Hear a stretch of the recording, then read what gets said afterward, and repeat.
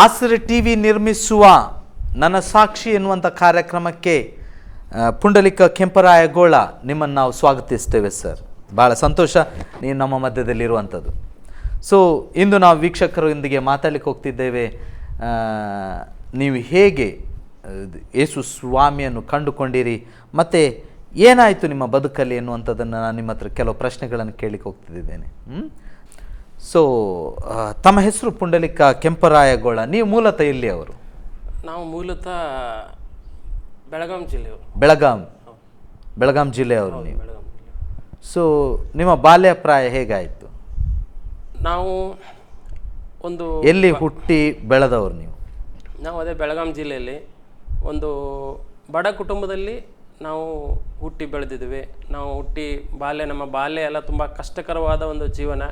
ನಾವು ಅದರಲ್ಲಿ ಹುಟ್ಟಿ ಬೆಳೆದಿದ್ದೇವೆ. ನಮ್ಮ ತಂದೆ ತಾಯಿ ನಮ್ಮನ್ನು ತುಂಬ ಬಡತನದಲ್ಲಿ ನಮ್ಮನ್ನು ಸಾಕಿ ಬೆಳೆಸಿದರು. ಆ ಸಂದರ್ಭದಲ್ಲಿ ನಮ್ಮ ಮನೆಯಲ್ಲಿ ಕೆಲವು ನಮಗೆ ಅರ್ಥ ಆಗದೇ ಇರುವಂಥ ಕೆಲವು ಹೋರಾಟಗಳು, ಸಮಸ್ಯೆಗಳು ಮತ್ತು ಮನೆಯಲ್ಲಿ ಸಮಾಧಾನದ ಇಲ್ಲದೇ ಇರುವಂಥದ್ದು, ಅನಾರೋಗ್ಯ, ಈ ರೀತಿ ಎಲ್ಲ ಕಾಡ್ತಾಯಿತ್ತು. ನಾನು ಇದೇ ಒಂದು ಬಾಲ್ಯದಲ್ಲಿ ಬೆಳೀತಾ ಬರುವಾಗ ನಾನು 10ನೇ ಕ್ಲಾಸಿನಲ್ಲಿ ನನ್ನ ಪರೀಕ್ಷೆ ಎಲ್ಲ ಮುಗಿದ ಮೇಲೆ ನಮ್ಮ ತಂದೆಯವರು ಯಾವ ಒಂದು ಕಾಯಿಲೆನೂ ಇರಲಿಲ್ಲ ಅವರಿಗೆ. ಆದರೂ ಕೂಡ ಅವರು ಆಕಸ್ಮಿಕವಾಗಿ ಸಾವನ್ನಪ್ಪಿದರು. ನೀವು ಬಾಲ್ಯಪ್ರಾಯದಲ್ಲಿ ತುಂಬ ಸಮಾಧಾನ ಇರಲಿಲ್ಲ ಇತ್ತು, ಕಷ್ಟದಲ್ಲಿ ಬೆಳೆದಿರಿ ಅಂತೇಳಿ ಹೇಳ್ತಾ ಇದ್ರಿ. ಈಗ ಸಮಾಧಾನ ಇಲ್ಲ ಇತ್ತಂದ್ರೆ ನಿಮ್ಮ ತಂದೆಯವ್ರು ಕುಡಿತಿದ್ರಾ, ಮದ್ಯಪಾನ ಮಾಡ್ತಿದ್ರು? ಇಲ್ಲ, ಆ ಥರ ಏನಿಲ್ಲ. ಏನಾದರೂ ಮನೆಯಿಂದ ಏನು ತೊಂದರೆ ಇರಲಿಲ್ಲ? ಇಲ್ಲ, ಮನೆಯಿಂದ ಏನು ತೊಂದರೆ ಇರಲಿಲ್ಲ. ನಮ್ಮ ತಂದೆಯವರು ಏನು ಕುಡಿತಾ ಇರಲಿಲ್ಲ, ಯಾವ ಸಮಸ್ಯೆನೂ ಇರಲಿಲ್ಲ. ನಿಮ್ಮನ್ನು ಒಳ್ಳೆ ನೋಡ್ಕೊಳ್ತಿದ್ರು? ಒಳ್ಳೆ ನೋಡ್ಕೊಳ್ತಿದ್ರು. ನಮ್ಮದು ಒಳ್ಳೆ ಕುಟುಂಬನೇ. ಆದರೆ ಅವರು ತೀರಿ ಹೋದ ಮೇಲೆ ಅಲ್ಲ, ನನಗೆ ಈಗ ತೀರಿ ಹೋಗುವುದಕ್ಕಿಂತ ಮೊದಲದ ವಿಷಯ ನಾನು ಮಾತಾಡಲಿಕ್ಕೆ ಹೋಗ್ತಿದ್ದೀನಿ. ಅಂದರೆ ನಿಮಗೆ ಸಮಾಧಾನ ಇಲ್ಲ ಅಂತ ಹೇಳ್ತಿದ್ದೀರಿ ಅಲ್ಲ, ಈಗ ಹೇಳ್ತಿದ್ದೀರಿ ಸಮಾಧಾನ ಇಲ್ಲ. ಏನು ಹಾಗಂದರೆ ಏನು ಸಮಾಧಾನ ಇಲ್ಲ? ನಿಮಗೇನಾದರೂ ಗಲಿಬಿಲಿತ್ತ ನಿಮ್ಮ ಹೃದಯದಲ್ಲಿ ಬಾಲ್ಯಪ್ರಾಯದಲ್ಲಿ? ಅಥವಾ ಯಾಕೆ ನಿಮಗೆ ಸಮಾಧಾನ ಇಲ್ಲ? ಯಾಕಂದ್ರೆ ನೀವು ಹೇಳಿದ ರೀತಿಯಲ್ಲಿ ನಿಮಗೆ ಎಲ್ಲ ಇತ್ತು, ರೈಟ್? ನಿಮ್ಮನ್ನು ಕಷ್ಟಪಟ್ಟಾದರೂ ಒಳ್ಳೆಯಲ್ಲಿ ನೋಡ್ಕೊಳ್ತಾ ಇದ್ರು. ನಾನು ಅದಕ್ಕೆ ಕೇಳಿದೆ ನಿಮ್ಮ ಹತ್ರ, ನಿಮ್ಮ ತಂದೆಯವರು ಮದ್ಯಪಾನ ಮಾಡ್ತಾರಾ ಅಂತ. ಮದ್ಯಪಾನ ಮಾಡುವುದಿಲ್ಲ. ಹಾಗಾದ್ರೆ ಮನೆಯಲ್ಲಿ ಅಂಥ ತೊಂದರೆಗಳೇನಿಲ್ಲ, ಕಷ್ಟ ಇದೆ, ಆದರೆ ಕಷ್ಟವನ್ನು ಕೂಡ ಸಹಿಸಿಕೊಂಡು ಕುಟುಂಬ, ನಿಮ್ಮ ತಂದೆ ತಾಯಿ ನಿಮ್ಮನ್ನು ಸಾಕ್ತಾ ಇದ್ರು. ಈಗ ಆ ಸಮಾಧಾನ ಇಲ್ಲ ಅಂತೇಳಿ ಹೇಳ್ತಾ ಇದ್ರು. ಏನು ಸಮಾಧಾನ ಇಲ್ಲ ಅಂದರೆ? ಸಮಾಧಾನ ಇಲ್ಲ ಅಂತ ಹೇಳಿದರೆ ಅನಾರೋಗ್ಯ. ಈಗ ಆಸ್ಪತ್ರೆಗೆ ಹೋಗುವಾಗ ಏನು ಕಾಯಿಲೆ ಗೊತ್ತಾಗುವುದಿಲ್ಲ ನಿಮಗೆ ಅಲ್ಲ, ನಾವಿನ್ನು ಚಿಕ್ಕ ಮಕ್ಕಳು, ನಮ್ಗಲ್ಲ, ನಮ್ಮ ತಂದೆಯವರಿಗೆ. ನಿಮ್ಮ ತಂದೆಯವರಿಗೆ ಸೌಖ್ಯ ಇಲ್ಲ, ಸೌಖ್ಯ ಇರಲಿಲ್ಲ. ಮೇಲಿನ ಮೇಲೆ ಸೌಖ್ಯ ಇರ್ತಿಲ್ಲ. ಏನದು ಸೌಖ್ಯ ಇಲ್ಲ ಅಂದ್ರೆ? ಸೌಖ್ಯ ಅಂದ್ರೆ ಅದು ಸೊಂಟ ನೋವು, ಮತ್ತೆ ಹೊಟ್ಟೆಯಲ್ಲಿ ನೋವು, ಹೀಗೆ ಬರೀ ನೋವು, ಕಷ್ಟ, ಸಮಸ್ಯೆ ಎಲ್ಲ ಹೇಳ್ಕೊಳ್ತಿದ್ರು ಅವರು. ಈಗ ಸೊಂಟ ನೋವು ಮತ್ತು ಹೊಟ್ಟೆ ನೋವು, ಇದರಿಂದ ಅವ್ರು ಆಗಾಗ ಡಾಕ್ಟರ್ ಹತ್ರ ಹೋಗ್ತಾ ಇದ್ರು, ಆಸ್ಪತ್ರೆಗಳಿಗೆ ಹೋಗ್ತಾ ಇದ್ರು, ರೈಟ್? ಓಕೆ. ಸೊ ಈ ಒಂದು ವಿಷಯಗಳು ನಿಮಗೆ ತುಂಬ ನೋವನ್ನು ಉಂಟು ಮಾಡ್ತಿತ್ತು, ಅಂದರೆ ಸಮಾಧಾನ ಇರ್ತಿರ್ಲಿಲ್ಲ ಇತ್ತು. ಯಾಕಂತೇಳಿದರೆ ಪ್ರತಿ ಸಲ ಡಾಕ್ಟರ್ ಹತ್ರ ಹೋಗೋದು, ಮತ್ತು ತಂದೆ, ಪ್ರೀತಿ ಮಾಡುವ ತಂದೆ ಅಸೌಖ್ಯದಲ್ಲಿರುವಾಗ ಒಂಥರ ನೋವು ಆಗ್ತದೆ ಅಲ್ಲ. ಸೊ ಇದೆಲ್ಲ ನಿಮಗೆ ಸಮಾಧಾನವನ್ನು ತುಂಬ ಹಾಳು ಮಾಡ್ತಿತ್ತು. ನಿಮ್ಮ ತಂದೆಗೆ ಅದು ಯಾಕೆ ಸೊಂಟ ನೋವು ಮತ್ತು ಅನಾರೋಗ್ಯ ಆಗಾಗ ಬರ್ತಿತ್ತು ಅಂತ ನೀವು ಹೇಳ್ತೀರಿ? ನೀವೇನೋ ಈಗ ಹೇಳಿಕ್ಕೆ ಹೋಗ್ತಾ ಇದ್ರಿ, ನಾವು ಮಧ್ಯದಲ್ಲಿ ತಡೆದೆ. ಏನು ಹೇಳಿಕ್ಕೆ ಹೋಗ್ತಿದ್ರಿ? ನಾವು ಆ್ಯಕ್ಚುಲಿ ಬಾಲ್ಯದಲ್ಲಿ ಇದ್ದಾಗ ನಮ್ದು ಇನ್ನೂ ಸಣ್ಣ ಪ್ರಾಯ, ಇದು ಏನು ವಿಷಯ ಏನು ಅಂತ ನಮಗೆ ಅರ್ಥ ಆಗ್ತಿರ್ಲಿಲ್ಲ. ಆದರೆ ಒಂದಂತೂ ನಮಗೆ ನೆನಪುಂಟು, ಏನಂದರೆ ನಮ್ಮ ತಂದೆಯವರು ತೀರಿ ಹೋದ್ಮೇಲೆ ನಮ್ಮ ಮನೆ ಹಿಂದುಗಡೆ ಒಂದು ನೆಲದ ಮಣ್ಣು ಅಗಿದು ಅದರಲ್ಲಿ ಕೆಲವು ಮಂತ್ರ ಮಾಟ ಮಾಡಿದಂಥ ಕೆಲವು ಏನೇನೋ ವಸ್ತುಗಳು ನಮಗೆ ಸಿಕ್ಕವು. ಎಂತ ಸಿಕ್ಕಿತ್ತು ಅದು? ಈ ದಾರ, ಲಿಂಬೆಹಣ್ಣು, ಮತ್ತೆ ಅದು ಮಂತ್ರ ಮಾಡಿದ ಏನೇನೋ ಕಬ್ಬಿನ ಏನೇನೋ ವಸ್ತುಗಳು. ಲಿಂಬೆ ಸಿಕ್ಕಿತಾ? ಹೌದು, ಲಿಂಬೆ. ಹೌದು, ನಾವು ಜ್ಯೂಸ್ ಮಾಡ್ತೇವೆ. ಹೌದು. ಮತ್ತೆ ದಾರ ಸಿಕ್ಕಿತ್ತು? ದಾರ, ಮತ್ತೆ ಇನ್ನೂ ಏನೇನೋ ತುಂಬಾ. ಏನಾಗಿತ್ತು ಲಿಂಬೆ? ಏನಾದರೂ ಸಿಕ್ಕುವಾಗ ನನಗೆ ಗೊತ್ತಿದ್ದ ರೀತಿಯಲ್ಲಿ ಇದೆಲ್ಲ ಲಿಂಬೆ, ಕೋಳಿ ತಲೆ ಇಂಥದ್ದೆಲ್ಲ ಸಿಗ್ಬೇಕಾದ್ರೆ ಮಾಟ ಮಂತ್ರ ಮಾಡಿದ್ದು ಅಂತ ಹೇಳ್ತಾರೆ ಅಲ್ಲ? ಹೌದು. ಈ ತಂದೆ ತೀರ್ಕೊಂಡು ಎಷ್ಟು ಸಮಯದ ನಂತರ ಆ ಲಿಂಬೆ ಎಲ್ಲ ಸಿಕ್ಕಿತ್ತು? ತಂದೆ ತೀರ್ಕೊಂಡ್ಮೇಲೆ ಒಂದು ವಾರದ ಮೇಲೆ ಸಿಕ್ಕಿತ್ತು. ಒಂದು ವಾರದ ಮೇಲೆ ನಿಮಗೆ ಸಿಕ್ಕಿತ್ತು. ಲಿಂಬೆ ಹಾಗಿತ್ತ ಅಥವಾ ಒಣಗೋಗಿತ್ತು? ಅದು ಒಣಗೋಗಿತ್ತು. ನೀವು ಯಾರು ಅಗ್ದಾಕಿದಲ್ಲ? ನೀವೇನೋ ಆಟ ಆಡ್ತಿರುವಾಗ ಹಾಕಿದೇನಲ್ಲ? ಅಥವಾ ಬೇರೆ ಯಾರು ಮಕ್ಕಳು ಹಾಕಿದಲ್ಲ? ಇಲ್ಲ, ಬೇರೆ ಯಾರು ಮಕ್ಕಳು ಹಾಕಿದಲ್ಲ. ಅದೇನೋ ಮಾಟ ಮಂತ್ರನೇ. ಹೌದೌದು ಹೌದು. ಆಗ ನಮಗೆ ಕನ್ಫರ್ಮ್ ಆಯಿತು ಏನಂದರೆ ಈ ಥರ ಒಂದು ಮಾಟ ಮಂತ್ರ ಅಥವಾ ಯಾವುದೋ ಒಂದು ಶಕ್ತಿಯಿಂದ ನಮ್ಮ ಮನೆಯಲ್ಲಿ ಇಂಥ ಒಂದು ಕಾಯಿಲೆಗಳು ಅನಾರೋಗ್ಯ ಎಲ್ಲ ಬಂದಿದೆ. ಯಾಕಂದರೆ ಡಾಕ್ಟ್ರು ಕೂಡ ಯಾವ ಕಾಯಿಲೆ ಏನು ಸಮಸ್ಯೆ ಅಂತ ಅವರು ಸರಿಯಾಗಿ ಹೇಳ್ತಾ ಇಲ್ಲ. ನೀವು ಹೇಳ್ತಾ ಇದ್ರಿ ಮಾಟ ಮಂತ್ರ ಮಾಡಿ ಇಟ್ಟಿರಬೇಕು.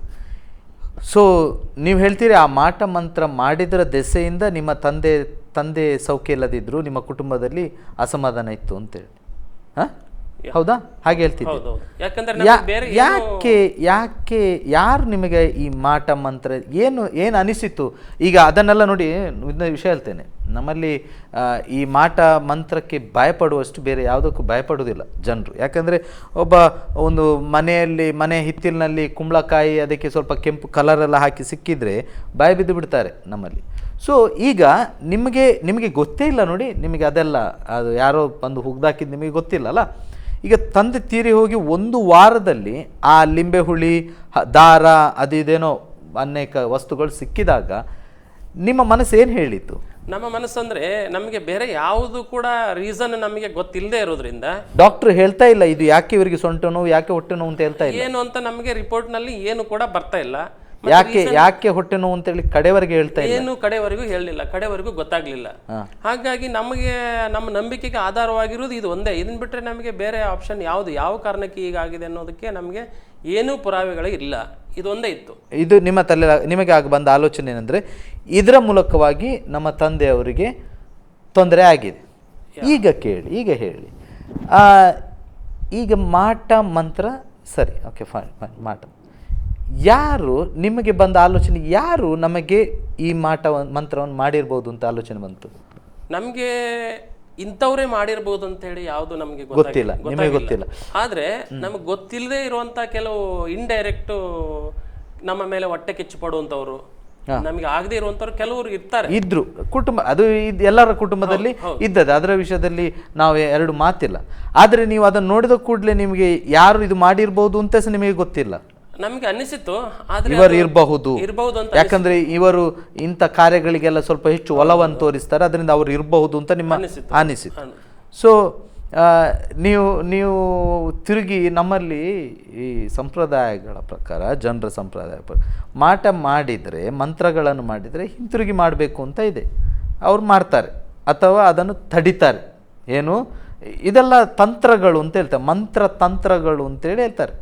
ಇದನ್ನು ಎಷ್ಟು ನಂಬ್ತೇವೆ ಎಷ್ಟು ನಂಬುವುದಿಲ್ಲ, ನಾನಂತೂ ನನ್ನ ವೈಯಕ್ತಿಕ ಜೀವಿತದಲ್ಲಿ ನಂಬದ ಒಂದು ವಿಷಯ ಅದು. ಓಕೆ, ಈಗ ಇದು ನನ್ನ ವೈಯಕ್ತಿಕ ಚಲೋ. ಈಗ ಮಂತ್ರ ತಂತ್ರಗಳ ಮೂಲಕವಾಗಿ ನಿಮ್ಮ ಕುಟುಂಬವನ್ನು ಒಂದು ವ್ಯಕ್ತಿತ್ವಗಳು ಬಾಧಿಸಿ, ಅದು ಯಾರೋ ನಮಗೆ ಅದು ಗೊತ್ತಿಲ್ಲ. ನೀವು ಆಗ ಆ ಮಂತ್ರ ತಂತ್ರಗಳ ವಿರುದ್ಧವಾಗಿ ಕೆಲಸ ಮಾಡಲಿಕ್ಕೆ ನೀವು ಆಲೋಚಿಸಲಿಲ್ವಾ? ಇಲ್ಲ, ನಾವು ಆಲೋಚಿಸಲಿಲ್ಲ. ಯಾಕಂದರೆ ನಾವು ಕೆಟ್ಟದನ್ನು ಮಾಡಿದವರಿಗೆ ನಾವು ಕೆಟ್ಟದನ್ನು ಮಾಡಬೇಕನ್ನೋ ಆಲೋಚನೆ ನಮಗೆ ಬರಲಿಲ್ಲ. ಆಗಲೇ ನಿಮ್ಮ ತಲೆಯಲ್ಲಿತ್ತು, ಆಗಲೇ ನಮ್ಮ ತಲೆಯಲ್ಲಿತ್ತು. ಏನಂದ್ರೆ ನನಗೆ ಅವನು ಕೆಟ್ಟದ್ದು ಮಾಡಿದ. ನೋಡಿ, ಕೆಟ್ಟದ್ದು ಮಾಡಿದವನಿಗೆ ಹಿಂದೆ ಕೆಟ್ಟದ್ದು ಮಾಡಬೇಕೆನ್ನುವಂಥ ಮನುಷ್ಯನ ಸ್ವಭಾವ. ಸೊ ಆದರೆ ನೀವು ಹೇಳ್ತಿದ್ದೀರಿ ನಾವು ಆ ಪ್ರಾಯದಲ್ಲಿ ನಮಗೆ ಕೆಟ್ಟದ್ದು ಮಾಡಿದವರಿಗೂ ಕೂಡ ನಮಗೆ ಹಿಂದೆ ಕೆಟ್ಟದ್ದು ಮಾಡಬೇಕೆನ್ನುವಂಥ ಆಲೋಚನೆ ಬರಲಿಲ್ಲ. ವೆರಿ ಗುಡ್, ಭಾರಿ ಒಳ್ಳೆ ಆಲೋಚನೆ. ಎಲ್ಲರಿಗೂ ಹಾಗಿದ್ದರೆ ಈ ಲೋಕ ನಾವು ಬಹಳ ಸುಂದರವಾದ ಲೋಕವನ್ನು ನಾವು ನೋಡಲಿಕ್ಕೆ ಹೋಗ್ತಾ ಇರ್ತೇವೆ. ಹೇಳಿ, ನಂತರ ಏನಾಯಿತು? ದೇವರು ಒಬ್ಬನಿದ್ದಾನೆ, ಅವನು ನೋಡ್ಕೊಳ್ತಾನೆ. ನಾವು ಅವರಿಗೆ ಏನು ಮಾಡೋದು ಬೇಡ ಅಂತ ದೇವರ ಹಸ್ತಕ್ಕೆ ಒಪ್ಪಿಸಿಕೊಟ್ಟು, ದೇವರ ಹಸ್ತಕ್ಕೆ ಒಪ್ಪಿಸಿಕೊಟ್ಟು ಆ ಮಂತ್ರದ ವಸ್ತುಗಳನ್ನೆಲ್ಲ ಒಂದು ದೂರ ಒಂದು ಕಡೆಗೆ ಹೋಗಿ ತಗೊಂಡೋಗಿ ಸುಟ್ಟು ಹಾಕಿಬಿಟ್ವಿ. ನೀವು ಬಿಸಾಡಿ ಅದಕ್ಕೆ ಬೆಂಕಿ ಕೊಟ್ಟು ಸುಟ್ಟು ಹಾಕಿಬಿಟ್ರಿ. ನಂತರ ಏನಾದರೂ ಬದಲಾವಣೆ ಆಯ್ತು? ಅದು ಈಗ ನೋಡಿ, ಉದಾಹರಣೆಗೆ ಹೂತಾಕಿ ಮತ್ತೆ ಎಲ್ಲಿಯಾದ್ರೂ ಹುಡುಕ್ಲಿಕ್ಕೆ ಹೋದಿರ, ಅಲ್ಲಿ ಎಲ್ಲಾದ್ರೂ ಉಂಟಾ ಅಂತೇಳಿ? ಇಲ್ಲ. ಯಾಕಂದ್ರೆ ಒಂದು ಕಡೆ ಹೂತಾಕಿದ್ದು ಸಿಕ್ಕಿದ್ರೆ ಇನ್ನೆಲ್ಲಾದ್ರೂ ಹೂತಾಕಿದನಪ್ಪ ಇವನು ಅಂತ ನಾವು ಯೋಚಿಸ್ತೇವೆ. ಮತ್ತೆ ನೀವೇನು ಹುಡುಕ್ಲಿಕ್ಕೆ ಹೋಗ್ಲಿಲ್ಲ, ಮತ್ತೆ ಇರ್ಲೂ ಇಲ್ಲ, ಸಂತೋಷ. ಈಗ ಅದು ಆಯ್ತು, ಅದು ಹೋಯ್ತು. ಓಕೆ, ನಂತರ ನಿಮ್ಮ ಮನೆಯಲ್ಲಿ ಸಮಾಧಾನ ಬಂತಾ?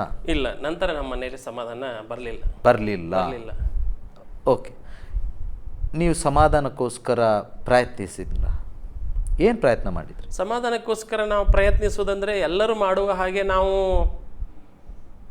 ದೇವ್ರ ಪೂಜೆ ಮಾಡಬೇಕು, ಅಲ್ಲಿ ಹೋಗ್ಬೇಕು. ಯಾರು ಒಬ್ರು ಒಂದು ಹೇಳ್ತಾರೆ, ಇನ್ನೊಬ್ರು ಒಂದು ಹೇಳ್ತಾರೆ, ಯಾರು ಏನು ಹೇಳ್ತಾರೆ ಅದನ್ನೆಲ್ಲ ನಾವು ಒಬ್ಬ ಹೇಳ್ತಾನೆ ನೀನು ಇಲ್ಲಿ ಹೋಗಿ ಇಷ್ಟು ಹಣ ಹಾಕಿದ್ರೆ ನಿಂಗೆ ಸಮಾಧಾನ ಸಿಗ್ತಂತ, ಅದನ್ನು ಹೋಗಿ ಮಾಡುದು. ಮತ್ತೊಬ್ಬ ಹೇಳ್ತಾನೆ ಇಷ್ಟು ಕಿಲೋಮೀಟರ್ ನೀನು ನಡ್ಕೊಂಡು ಹೋದ್ರೆ ನಿನಗೆ ಸಮಾಧಾನ ಸಿಗ್ತಂತ, ಅದನ್ನು ಮಾಡುವುದು. ಅಥವಾ ಇನ್ನೇನೋ ಒಬ್ಬೊಬ್ಬರು ಒಂದೊಂದು ಹೇಳಿದನ್ನೆಲ್ಲ ಟ್ರೈ ಮಾಡುದು. ಯಾಕಂದ್ರೆ ಸಮಾಧಾನ ಒಟ್ಟು ಬೇಕು ಅಷ್ಟು. ಮತ್ತೆ ಯಾರಿಗೆ ಅನಾರೋಗ್ಯ ಎಲ್ಲ ಇರಲಿಲ್ಲ, ತಂದೆ ಮಾತ್ರ. ಅವರು ತಂದೆ ಎಷ್ಟು ಮಂದಿ ಮಕ್ಕಳು ನೀವು? ನಾವು 3 ಜನ. 3 ಮಂದಿ. ನೀವೇ ಯಾರು? ನಾನು ಎರಡನೇವನು. ನನಗಿಂತ ನಮ್ಮ ಅಣ್ಣ ಒಬ್ಬನಿದ್ದಾನೆ, ತಮ್ಮ ಒಬ್ಬನಿದ್ದಾನೆ. ಅಣ್ಣ ಮತ್ತು ನೀವು ಗಂಡು ಮಕ್ಕಳು? ಗಂಡು ಮಕ್ಕಳು ಮಾತ್ರ. ಓಕೆ. ಈಗ ರೈಟ್, ನಿಮ್ಮ ವಿದ್ಯಾಭ್ಯಾಸ ಎಲ್ಲಿವರೆಗೆ ನೀವು ಮಾಡಿದ್ರಿ? ನಾನು 10ನೇ ಕ್ಲಾಸ್ನಲ್ಲಿರುವಾಗ ನಮ್ಮ ತಂದೆಯವರು ತೀರಿ ಹೋದ್ರು. ಅದ್ರ ನಂತರ ನಾನು ಡಿಗ್ರಿವರೆಗೆ ಓದಿದೆ. ಡಿಗ್ರಿವರೆಗೆ ಓದಿದ್ರು, ಒಳ್ಳೆಯದು. ಈಗ ನಮಗೆ ತಿಳಿದ ಮಟ್ಟಿನಲ್ಲಿ ಈಗ ಕೇಳಿ, ನಿಮ್ಮ ಸಮಾಧಾನಕ್ಕೋಸ್ಕರ ನೀವೀಗ ತಾನೇ ಹೇಳಿದರು ಒಬ್ಬನೇ ದೇವರು ಇದ್ದಾನೆ, ಅವನು ಎಲ್ಲವನ್ನು ನೋಡುತ್ತಾನೆ ಅಂತೇಳಿ ನೀವು ಹೇಳ್ತಾ ಇದ್ರಿ. ನೀವೀಗ ಆ ಒಬ್ಬನೇ ದೇವರನ್ನು ಹುಡುಕುವಂಥ ಪ್ರಯತ್ನ ಮಾಡಿದ್ರಾ? ಹೌದು, ಮಾಡಿದೆ. ನಾನು ಈಗ ಹೇಳಿದ ಹಾಗೆ ನಾನು ಅಲ್ಲಿ ಇಲ್ಲಿ ಎಲ್ಲ ಕಡೆ ಹುಡುಕ್ತಾ ಇದ್ದೆ. ಆಗ ನಾನು PUC ಓದ್ತಾ ಇದ್ದೆ. PUC ಓದುವಾಗ ಒಂದು ಕನ್ನಡ ದಿನಪತ್ರಿಕೆಯಲ್ಲಿ ಒಂದು ಅಡ್ವರ್ಟೈಸ್ಮೆಂಟ್ ಬಂದಿತ್ತು. ಏನಂದರೆ, ನಿಮಗೆ ಶಾಂತಿ ಸಮಾಧಾನ ಬೇಕಾದರೆ ನಮಗೆ ಒಂದು ಪತ್ರ ಬರೀರಿ, ನಾವು ನಿಮಗೆ ಒಂದು ಪುಸ್ತಕ ಕಳಿಸ್ತೇವೆ ಫ್ರೀ ಅಂತೇಳಿ ಒಂದು ಅಡ್ವರ್ಟೈಸ್ ಬಂದಿತ್ತು. ಆ ಅಡ್ವರ್ಟೈಸನ್ನು ನೋಡಿ ನಾನು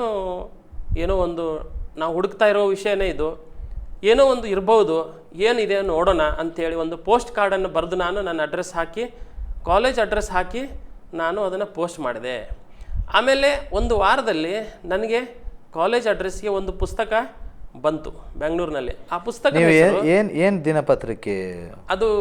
ಸಂಯುಕ್ತ ಕರ್ನಾಟಕ ದಿನಪತ್ರಿಕೆ ಎನ್ನುವ ಪತ್ರಿಕೆಯಲ್ಲಿ ನೀವು ಅಡ್ವರ್ಟೈಸ್ಮೆಂಟ್ ನೋಡಿದೆ. ಇಂಥ ಒಂದು ಅಡ್ವರ್ಟೈಸ್ಮೆಂಟ್ ಬಂದಿತ್ತ? ನಾನು ಫಸ್ಟ್ ಟೈಮ್ ಕೇಳೋದು. ಇಲ್ಲ, ಬಂದಿತ್ತು. ಸಮಾಧಾನ ಬೇಕು, ಯಾರಿಗೆ ಶಾಂತಿ ಬೇಕು, ನಮ್ಮಲ್ಲಿ ಬರುತ್ತೆ. ನಿಮಗೆ ಏನಾದರೂ ತೊಂದರೆ ಇದ್ದರೆ ನಾವು ಉಪಶಮನ ಮಾಡ್ತೇವೆ ಅಂತೆಲ್ಲ ಬರುತ್ತೆ. ಆದರೆ ಇದು ಸಮಾಧಾನ ಬೇಕು, ಸಂತೋಷ ಬೇಕು ಹೇಳೋ ಭಾರಿ ಚಂದ ಒಂದು ಆರ್ಟಿಕಲ್. ನಾನು ಎನಿಸ್ತೇನೆ ಇಂಥ ಆರ್ಟಿಕಲ್ ಬೇಕು. ಯಾಕಂದರೆ ಸಮಾಧಾನವನ್ನು ಹೊಂದಲೊಲ್ಲದ ಈ ಲೋಕದಲ್ಲಿ ಸಮಾಧಾನಕ್ಕೋಸ್ಕರ ಜನರು ಹಾತೊರೆಯುವಾಗ ಯಾರಾದರೂ ಒಬ್ಬರು ಸಮಾಧಾನವನ್ನು ಕೊಡ್ತಾರೆ ಹೇಳುವಾಗ ನಿಜವಾಗಿ ಜನರು ಹೋಗ್ತಾರೆ. ನೀವು ಆ ಅಡ್ವರ್ಟೈಸ್ಮೆಂಟನ್ನು ನೀವು ನೋಡಿದ್ರಿ, ನೋಡಿ ಅವರಿಗೆ ಪತ್ರವನ್ನು ಬರೆದ್ರಿ, ನಿಮಗೆ ಅವರೊಂದು ಪುಸ್ತಕವನ್ನು ಕಳಿಸಿದರು. ಏನು ಆ ಪುಸ್ತಕ? ಆ ಪುಸ್ತಕದ ಹೆಸರು ಇಂಗ್ಲೀಷ್ನಲ್ಲಿತ್ತದು ಜಾಯ್ ಫಾರ್ ಯು ಟುಡೇ ಎಂಬುದಾಗಿ. ಅದನ್ನು ನಾವು ಓದುವಾಗ ಅದು ಯೇಸು ಕ್ರಿಸ್ತನ ಬಗ್ಗೆ ಇರುವಂಥ ಒಂದು ಪುಸ್ತಕ. ಅದರಲ್ಲಿ ಯೇಸು ಸ್ವಾಮಿ ಜನನ ಮತ್ತು ಯೇಸು ಸ್ವಾಮಿ ಈ ಲೋಕದಲ್ಲಿ ಜೀವಿಸಿರುವಾಗ ಮಾಡಿರುವಂಥ ಅದ್ಭುತಗಳು, ಯೇಸು ಸ್ವಾಮಿ ಎಂತೆಂಥ ಅದ್ಭುತಗಳನ್ನು ಮಾಡಿದರು. ಕಷ್ಟದಲ್ಲಿದ್ದವರಿಗೆ ಸಹಾಯ ಮಾಡಿದರು, ರೋಗದಲ್ಲಿದ್ದವರಿಗೆ ಬಿಡುಗಡೆ ಮಾಡಿದರು, ಕಾಲಿಲ್ಲದವರಿಗೆ ಕಾಲ ಕೊಟ್ಟರು. ಯೇಸು ಸ್ವಾಮಿ ಯಾವುದನ್ನು ಕೂಡ ಆಗುವುದಿಲ್ಲ ಎಂಬುದಾಗಿ ಹೇಳಿಲ್ಲ, ಎಲ್ಲವನ್ನು ಮಾಡಿದರು. ಈ ಸಂಗತಿಗಳನ್ನು ನಾನು ಓದುವಾಗ ನನ್ನ ಹೃದಯದಲ್ಲಿ ಒಂದು ಪ್ರಶ್ನೆ, ಹಾಗಾದರೆ ನನ್ನ ಸಮಸ್ಯೆ ಇವರಿಗಿಂತ ದೊಡ್ಡ ಸಮಸ್ಯೆ ಅಲ್ಲ, ನನ್ನ ಸಮಸ್ಯೆಗೂ ಯೇಸುವಿನಲ್ಲಿ ಉತ್ತರ ಇರ್ಬೋದು ಅಂಥೇಳಿ ನನಗೆ ಓದಲಿಕ್ಕೆ ಭಾಳ ಆಸಕ್ತಿ ಬಂದು ಆ ಪುಸ್ತಕವನ್ನೆಲ್ಲ ತಿರುಗಿ ನಾನು ಓದಲಿಕ್ಕೆ ಶುರು ಮಾಡಿದೆ. ಆಗ ನನಗೆ ಎಲ್ಲೋ ಒಂದು ಸಣ್ಣ ನಂಬಿಕೆ ನನ್ನ ಹೃದಯದಲ್ಲಿ ಉಂಟಾಯಿತು. ಆ ಸಂದರ್ಭದಲ್ಲಿ ಯಾರೋ ಒಬ್ಬರು ನನಗೆ ಒಂದು ಸುಪ್ರೀತ ಸಂದೇಶ ಅಂತೇಳಿ ಒಂದು ಪುಸ್ತಕನ, ಹೊಸ ಒಡಂಬಡಿಕೆಯನ್ನು ನನಗೆ ಕೊಟ್ಟರು. ಆ ಪುಸ್ತಕ ನಮಗೆ ಇನ್ನೂ ವಿವರವಾಗಿ ಯೇಸುವಿನ ಬಗ್ಗೆ ಎಲ್ಲ ತಿಳಿಸುವಂಥದ್ದಾಗಿದೆ. ಅದನ್ನು ಓದ್ತಾ ನನ್ನ ಮನಸ್ಸಿನೊಳಗೆ ನಾನೇ ನಂಬಿಕೆಯನ್ನು ಬಲಪಡಿಸಿದೆ. ದೇವರು ನನ್ನನ್ನು ಸಮಾಧಾನದಿಂದ ನನ್ನ ಹೃದಯವನ್ನು ತುಂಬಿಸ್ತಾ ಬಂದನು. ನೀವು ಆ ಪುಸ್ತಕವನ್ನು ತಗೊಂಡ್ರಿ, ಸಿಕ್ಕಿತು ನಿಮಗೆ, ಏನು ಜಾಯ್ ಫಾರ್ ಯು ಟುಡೇ. ನೀವು ಅದು ಓದಿದಾಗ ಸಮಾಧಾನ ಸಿಕ್ಕಿತಾ? ಸಮಾಧಾನ ಅಂತ ಹೇಳಿದರೆ ನಾವು ಬಯಸಿದ ಕೂಡಲೇ ಸಿಗುವಂಥದ್ದು ಸಮಾಧಾನ ಅಲ್ಲ. ನಾನು ಏನೋ ಒಂದು ಬಿಲ್ಡಪ್ ಕೊಡೋದಕ್ಕೋಸ್ಕರ ನಾನು ಸಮಾಧಾನ ಸಿಕ್ಕಿತು ಅಂತ ಹೇಳೋದಿಲ್ಲ. ಸಮಾಧಾನ ಅನ್ನುವಂಥದ್ದು ಇದು ನಾವು ಅನುಭವದಿಂದ ಅನುಭವಿಸಿ ಪಡೆಯುವಂಥದ್ದು. ಇದು ಕೂಡಲೇ ನಾವು ಕೇಳಿದ ಕೂಡಲೇ ಸಿಗುವಂಥದ್ದಲ್ಲ. ನಾನು ಆ ಪುಸ್ತಕವನ್ನು ಓದುವಾಗ ನನ್ನ ಮನಸ್ಸಿಗೆ ಆದರಣೆ ಉಂಟಾಯಿತು. ಏನಂದರೆ, ಇಂಥವನ್ನೆಲ್ಲ ದೇವರು ಮಾಡಿದ್ದಾನೆ, ಹಾಗಾದರೆ ನಮ್ಮದು ಯಾಕೆ ಮಾಡೋದಿಲ್ಲ, ನಮ್ಮದು ಮಾಡ್ತಾನೆ ಅಂತೇಳಿ ನಮಗೆ ನಂಬಿಕೆ ಉಂಟಾಯಿತು. ಈ ನಂಬಿಕೆ ಯಾವಾಗ ಉಂಟಾಯಿತೋ ಆವಾಗ ನನ್ನ ಮನಸ್ಸಿಗೆ ನನಗೆ ಸಮಾಧಾನ, ನಿಧಾನಕ್ಕೆ ಸಮಾಧಾನ ಬಂತು. ಆಗ ನನ್ನ ಮನಸ್ಸು ಸಮಾಧಾನಕ್ಕೆ, ಶಾಂತಿಗೆ ಬಂತು. ಆ ಪುಸ್ತಕ ನಿಮಗೆ ಸಿಗಬೇಕಾದ ಸಮಾಧಾನದ ಕಡೆಗೆ ಅದು ನಡೆಸಿತ್ತು, ಹೌದಾ? ಹೌದು. ಆ ಪುಸ್ತಕವನ್ನು ಓದಿದರ ದೆಸೆಯಿಂದ ನೀವು ನಿಜವಾದ ಸಮಾಧಾನ ಹೇಗೆ ಅನುಭವಿಸಬೇಕು ಎನ್ನುವಂಥದ್ದನ್ನು ನೀವು ತಿಳ್ಕೊಂಡಿರಿ. ಹೌದು. ಅಲ್ಲಿಯವರೆಗೆ ನಿಮಗೆ ನಿಜವಾದ ಸಮಾಧಾನವನ್ನು ಹೇಗೆ ಅನುಭವಿಸಬೇಕು ಅಥವಾ ಹೇಗೆ ಅದನ್ನು ಪಡೆದುಕೊಳ್ಳಬೇಕೆಂಬುದು ಗೊತ್ತಿಲ್ಲ ಇತ್ತು, ರೈಟ್? ಹೌದು. ನಂತರ ನೀವು ಅದೇನು ಸುಪ್ರೀತ ಸಂದೇಶ ಎನ್ನುವಂಥ ಪುಸ್ತಕವನ್ನು ಪಡೆದುಕೊಂಡಿರಿ. ನನ್ನ ಪ್ರಕಾರ ಅದು ಬೈಬಲ್ನಲ್ಲಿರುವಂಥ ಹೊಸ ಒಡಂಬಡಿಕೆಯ ಪುಸ್ತಕ ಅಲ್ಲ, ಹೊಸ ಒಡಂಬಡಿಕೆ ಎನ್ನುವಂಥ ಪುಸ್ತಕದ ಭಾಗ. ಸುಪ್ರೀತ ಸಂದೇಶ ನಿಮಗೆ ಸಿಕ್ಕಿತ್ತು. ಸೊ ಏನಾಯಿತು? ಸುಪ್ರೀತ ಸಂದೇಶವನ್ನು ಓದಿದ್ರಾ ನೀವು? ಸುಪ್ರೀತ ಸಂದೇಶವನ್ನು ನಾನು ಓದಿ ಅದು ಯೇಸುವಿನ ಬಗ್ಗೆ, ಯೇಸು ಮಾಡಿದಂಥ ಎಲ್ಲ ಕಾರ್ಯಗಳು, ಯೇಸು ಸ್ವಾಮಿ ಈ ಲೋಕದಲ್ಲಿ ಇದ್ದದ್ದು, ಆಮೇಲೆ ಶಿಲುಬೆ ಮೇಲೆ ಮರಣ ಹೊಂದಿದ್ದು, ಆಮೇಲೆ ಸತ್ತು ಜೀವಂತವಾಗಿ ಎದ್ದದ್ದು, ಮತ್ತೆ ಪರಲೋಕಕ್ಕೆ ಹೋದದ್ದು, ಮತ್ತು ಅದರ ನಂತರ ನಡೆದಂಥ ಎಲ್ಲ ಕಾರ್ಯಗಳು ವಿವರವಾಗಿ ತಿಳಿಸುವಂಥ ಪುಸ್ತಕ ಅದು. ಅದನ್ನು ಓದಿದಂಗೆ ನನ್ನ ಮನಸ್ಸಿನಲ್ಲಿ ನಂಬಿಕೆ ಬಲವಾಗ್ತಾ ಬಂತು. ಮತ್ತು ನಾನು ಯಾರಿಗೆ ಗೊತ್ತಿಲ್ಲದ ಹಾಗೆ ನನ್ನೊಳಗೆ ನಾನು ಯೇಸುವನ್ನು ನಂಬಿಕೆಯಿಂದ ಪ್ರಾರ್ಥನೆ ಮಾಡಲಿಕ್ಕೆ ಶುರು ಮಾಡಿದೆ. ಈಗ ಆ ಸುಪ್ರೀತ ಸಂದೇಶ ಏನೋ ಪುಸ್ತಕ ನೀವು ಓದಿದ್ರಿ. ಅದು ಓದುವಾಗ ಅದು ಯೇಸು ಸ್ವಾಮಿಯ ಬಗ್ಗೆ ಬರೆದಿತ್ತು, ಸರಿ? ಸರಿ. ಈಗ ಆ ಪುಸ್ತಕ ಯೇಸು ಸ್ವಾಮಿಯ ಬಗ್ಗೆ ಬರೆದಿತ್ತು. ಆ ಪುಸ್ತಕವನ್ನು ಓದುವುದರ ಮೂಲಕವಾಗಿ ನೀವು ಯೇಸು ಸ್ವಾಮಿಯನ್ನು ಒಪ್ಪಿಕೊಂಡಿರಿ. ಹೌದು. ನಿಮ್ಮ ಹುಡುಕಾಟದ ಸಮಯ ಮುಗೀತು ಅಂತ ಹೇಳ್ತೀರಾ ನೀವು? ಯಾಕಂದರೆ ನೀವು ಹೇಳ್ತಾ ಇದ್ರಿ, ನಾನು ಸತ್ಯ ದೇವರನ್ನು ಹುಡುಕ್ತಾ ಇದ್ದೆ, ಸರಿ? ಹೌದು. ನಿಮ್ಮ ಹುಡುಕಾಟ ನಿಂತಿತ್ತು. ಹೌದು, ನನಗನ್ನಿಸ್ತು. ಯಾಕಂದರೆ ಈ ಸುಪ್ರೀತ ಸಂದೇಶದಲ್ಲಿ ನಾವು ನೋಡುವಾಗ ಯೇಸು ಮಾಡಿದಂಥ ಅದ್ಭುತಗಳನ್ನು, ಯಾರು ಮಾಡದೇ ಇರುವಂಥ ಅದ್ಭುತಗಳನ್ನು ನಾವು ಅಲ್ಲಿ ನೋಡ್ತೇವೆ. ಇಂಥ ಅದ್ಭುತಗಳನ್ನು ನೋಡುವಾಗ ನನ್ನ ಸಮಸ್ಯೆ ಇಂಥ ಅದ್ಭುತಗಳಿಗಿಂತ ಒಂದು ಸಣ್ಣ ಸಮಸ್ಯೆ, ನನ್ನ ಸಮಸ್ಯೆ ಸಣ್ಣದಾಗಿ ತೋರಿತು. ಯಾಕಂದರೆ ನಿಮ್ಮ ಹೃದಯದಲ್ಲಿ ಈ ಪುಸ್ತಕವು ಹೇಳುತ್ತಿರುವಂಥದ್ದು ಸತ್ಯ ಘಟನೆ ಆಯಿತು. ಯಾಕಂದ್ರೆ ನಾವು ತುಂಬ ಸಾವಿರಾರು ಪುಸ್ತಕಗಳನ್ನು ಓದ್ತೇವೆ. ನಾನು ಯಾಕೆ ಈ ಪ್ರಶ್ನೆಗಳ ನಿಮ್ಮ ಹತ್ರ ಕೇಳ್ತಿದ್ದೇನೆಂದರೆ, ನಾನು ಮಾತಾಡುತ್ತಿರುವಂಥ ವ್ಯಕ್ತಿ ಸಾಧಾರಣ ವ್ಯಕ್ತಿಯೂ ಕೂಡ ಅಲ್ಲ. ನಾನು ಮಾತಾಡ್ತಿರುವಂಥದ್ದು ಸಬ್ ರಿಜಿಸ್ಟರ್ಡ್ ಆಫೀಸ್ನಲ್ಲಿ ಸಬ್ ರಿಜಿಸ್ಟರ್ ಆಗಿ ಕೆಲಸ ಮಾಡುವಂಥ ಒಬ್ಬ ವ್ಯಕ್ತಿಯ ಹತ್ರ. ನಾನು ಮಾತಾಡುತ್ತಿರುವಂಥ ವ್ಯಕ್ತಿಯು ಸಬ್ ರಿಜಿಸ್ಟರ್ ಆಫೀಸ್ನಲ್ಲಿ ಸಬ್ ರಿಜಿಸ್ಟರ್ ಆಗಿ ಕಾರ್ಯವನ್ನು ನಿರ್ವಹಿಸುತ್ತಿರುವಂಥ ಅಧಿಕಾರಿಯಾಗಿದ್ದಾರೆ.